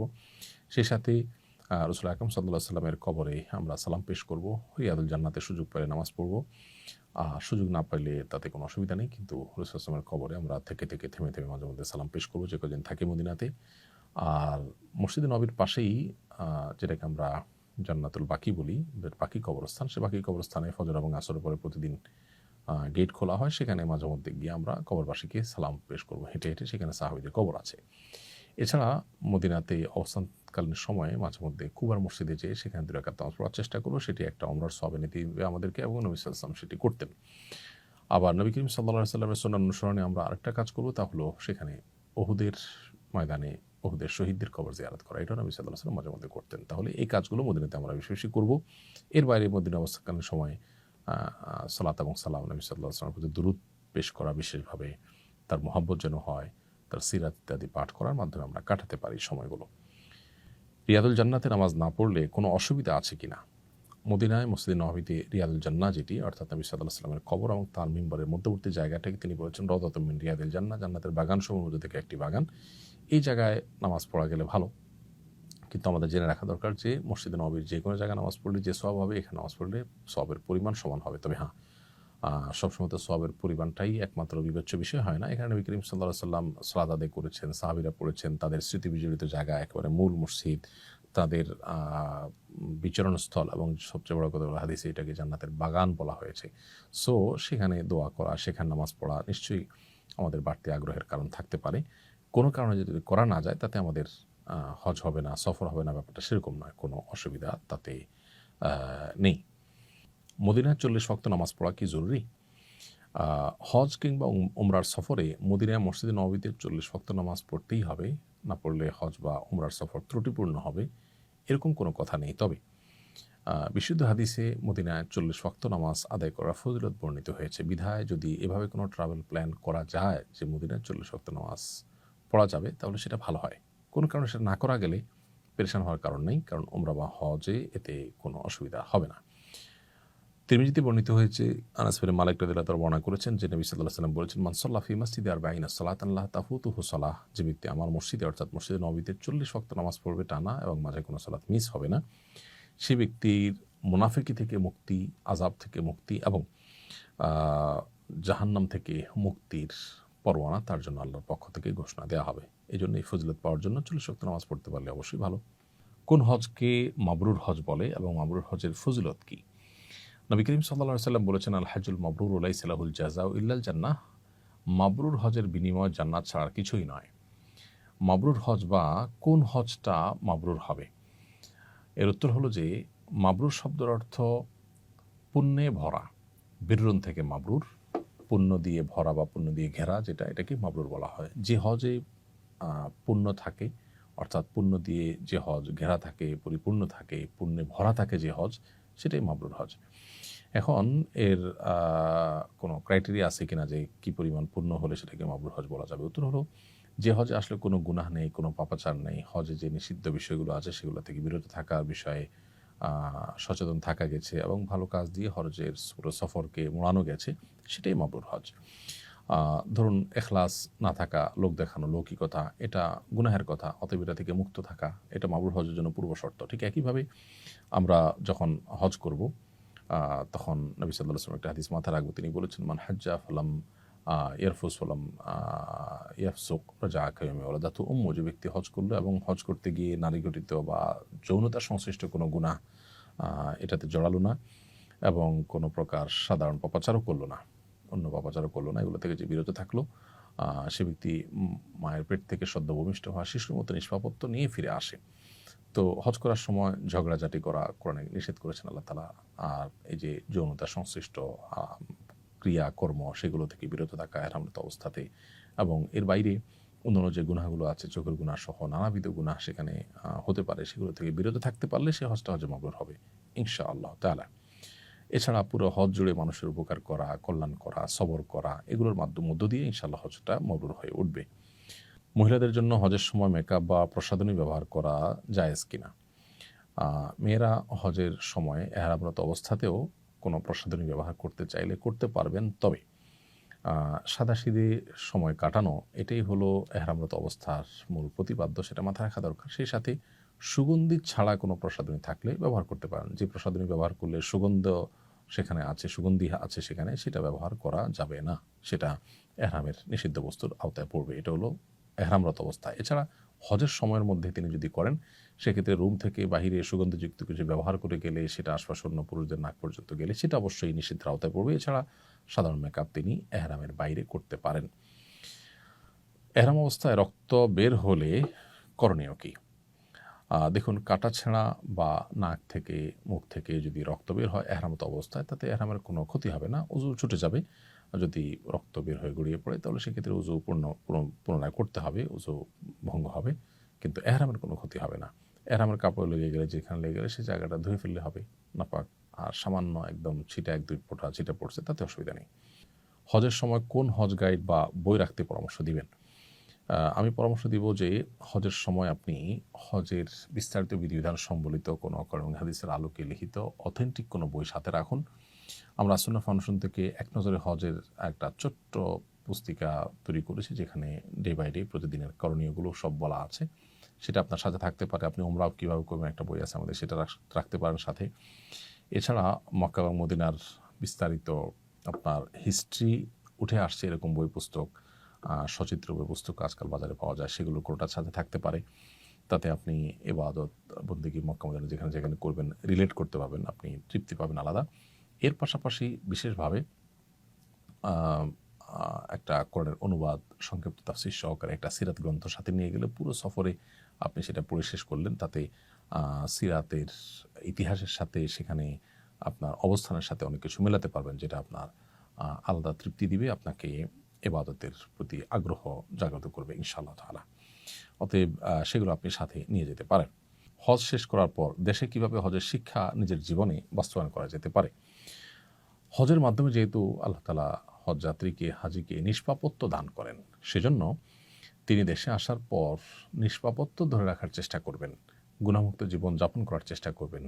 হজে আল্লাহর যে নিদর্শনগুলো তিনি বিভিন্ন জায়গায় অবলোকন করেছেন, প্রত্যক্ষ করেছেন, ঈমানের নূর অর্জন করেছেন, এ যেন নষ্ট না হয় সেজন্য নেক আমলের মধ্যে থাকার চেষ্টা করবেন, গুনাহের পরিবেশ থেকে দূরে থাকার চেষ্টা করবেন। এখন প্রশ্ন হলো, হজ করে এসে আমরা অনেকে ভালো থাকতে চাই, কিছুদিন পর আসলে আর থাকতে পারি না, কারণ কি? উত্তর হলো, এর অন্যতম বড় কারণ হলো আল্লাহর কাছ থেকে সেভাবে আমরা চেয়ে আসতে পারি না।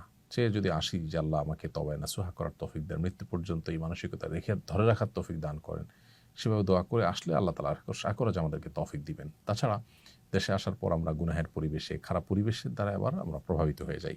এজন্য পরিবেশটাকে নিজের ঈমান এবং আমলের জন্য অনুকূল হয় এরকম পরিবেশ নির্বাচন করা এবং সেই পরিবেশের মধ্যে থাকার চেষ্টা করা। এরকম বহুমুখী প্রচেষ্টা করা হলে আল্লাহ হয়তো তৌফিক দিবেন। তাছাড়া আমাদের ঈমান দুর্বল হয়, এজন্য থেকে থেকে থেমে থেমে ঈমানকে নবায়ন করা, ঈমানকে জাগ্রত করার জন্য আবার ঈমানের পরিবেশে যাওয়ার চেষ্টা করা। আল্লাহ আমাদেরকে সেই তৌফিক দান করুন। আয়েশা মসজিদ থেকে এহরাম পরে আমরা মক্কা এসে উমরা করতে পারবো কিনা, এই প্রশ্ন অনেক মানুষের। আয়েশা মসজিদ, যেটাকে আমরা আজকাল বলি, এটা মূলত মসজিদে তানঈম। মসজিদে তানঈম বা আয়েশা মসজিদ, এখান থেকে এহরাম পরে এসে যদি কেউ মক্কায় তওয়াফ সাই করেন উমরা নিয়তে, তাহলে তার উমরা হয়ে যাবে। এটাই হলো সংখ্যাগরিষ্ঠ ইমামদের মত। বেশিরভাগ ইমামরা এই মত পোষণ করেছেন। এক্ষেত্রে ইমাম ইবনে তাইমিয়া রাহিমাহুল্লাহ এবং বর্তমানে সৌদি আরবের স্কলারগণ, উলামা ইকরাম, তারা অবশ্য ভিন্ন মত পোষণ করেন। তারা বলেন যে আয়েশা মসজিদ থেকে এহরাম পরে উমরা সম্পাদন করা, এটা আম্মা জান আয়েশা রাদিয়াল্লাহু তাআলা আনহার জন্যই খাস। এই জন্য তার নামে এটাকে আয়েশা মসজিদ হিসেবে প্রচলিত হয়েছে, মানুষ সেটা জানে। তো এটা তার জন্য খাস। তার সঙ্গে থাকা সাহাবী বা পরবর্তী সাহাবীরা কেউ সেখান থেকে এহরাম পরেছেন এরকম সাব্যস্ত হয়নি, সেজন্য এই জায়গা থেকে এহরাম পরা যাবে না। এহরাম পড়তে হবে মিকাত থেকে। নির্দিষ্ট মিকাতের মধ্যে আয়েশা মসজিদের কথাটি উল্লেখ নেই বিধায় এখান থেকে সাধারণ অবস্থাতে এহরাম পরে উমরা করলে উমরা হবে না। এটা হলো সৌদি আরবের বর্তমান উলামা ইকরামের মত। তবে সংখ্যাগরিষ্ঠ জমহুর ইমামদের মত হলো যে আয়েশা মসজিদ থেকেও যদি কেউ এহরাম পরে এসে উমরা করে, তার উমরা হয়ে যাবে। কেউ যদি মতপার্থক্যের ঊর্ধ্বে উঠতে চায়, তাহলে সেক্ষেত্রে তিনি আরেকটু দূরে, বেশ কম হবে না, 1 থেকে 1.25 ঘন্টা 1.5 ঘন্টা দূরত্বে তায়েফে চলে যাবেন। সেখানে একাধিক মিকাত আছে, সেখানে মিকাত থেকে এহরাম পরে এসে উমরা করবেন। সেটা হবে সকল মতপার্থক্যের ঊর্ধ্বে উঠে করা। অতএব সেটা আমরা চেষ্টা করতে পারি। আর আয়েশা মসজিদ থেকে এহরাম পরে এসে উমরা করলেও সংখ্যাগরিষ্ঠ ইমামদের মতে উমরা হয়ে যাবে। হজ বা উমরার সফরে বারবার উমরা করার বিধান কি? হজ বা উমরার সফরে আমরা মূল উমরার পাশাপাশি আরও যদি উমরা করতে চাই, বিশেষ করে আমরা তায়েফে গেলাম, আশাপথে মিকাত পড়লো, আরেকটা উমরা করলাম, মদিনায় গেলাম, আশাপথে মিকাত পড়লো, আরেকটা উমরা করলাম, সেটা তো ঠিকই আছে। এর বাইরে মক্কার হোটেল থেকেই আমরা মিকাতে গিয়ে বা আয়েশা মসজিদে গিয়ে আরও উমরা করা যে একটা প্রচলন আমাদের সমাজে আছে, এটিকে নাজায়েজ বলা কঠিন। কেউ চাইলে করতে পারেন, তবে নবী করিম সাল্লাল্লাহু আলাইহি ওয়াসাল্লাম সাধারণত এক সফরে একটার বেশি উমরা করার জন্য কসরত করেছেন বা বারবার উমরা করেছেন, এরকম প্রমাণ পাওয়া যায় না। যদি কেউ করতে চান, মৃত বাবা থেকে, মায়ের তরফ থেকে, অসুস্থ কারোর তরফ থেকে বা নিজের তরফ থেকে তিনি করতে পারেন, সেটা ভিন্ন কথা। বাট আমাদের উচিত উমরার কোয়ালিটি বাড়ানো এবং তওয়াফের পরিমাণ বাড়ানো। অনেকে দিনে 2টা উমরাও করেন। তো দিনে 2টা উমরা করলে আসলে কোনোটারই কোয়ালিটি খুব ভালো করে ধরে রাখা কঠিন। এটা আমাদের মাথায় রাখা উচিত। তবে একাধিক উমরা করলে যে গুনাহ হবে ব্যাপারটা সেরকম না। নবী করিম সাল্লাল্লাহু আলাইহি ওয়াসাল্লামের জীবনে মোট 4টি উমরা করেছেন। তার একটি হলো হুদায়বিয়া থেকে ফেরত গিয়েছেন, সেটিকে ধরা হয়েছে। আরেকটি হলো তার বিদায় হজের সাথে, এর বাইরে পিওর 2টি উমরা করেছেন তিনি। তো এটি বুখারীতে এসেছে। তাহলে হিজরতের পর নবী সাল্লাল্লাহু আলাইহি ওয়াসাল্লামের এই যে উমরার সংখ্যা মোট 4টি উমরা, এর মধ্যে আবার হুদায়বিয়ার সাথে একটা, হজের সাথে একটা, পিওর 2টা উমরা। একটা সফরে মদিনা থেকে কষ্ট করে এসেছেন, সেজন্য বারবার উমরা করেছেন তিনি, এরকমটি সাব্যস্ত হয় না। তারপরেও কেউ করতে চাইলে সেটিকে নাজায়েজ বলা কঠিন। আসুন্নাহ ফাউন্ডেশন, উম্মার স্বার্থে সুন্নাহর সাথে।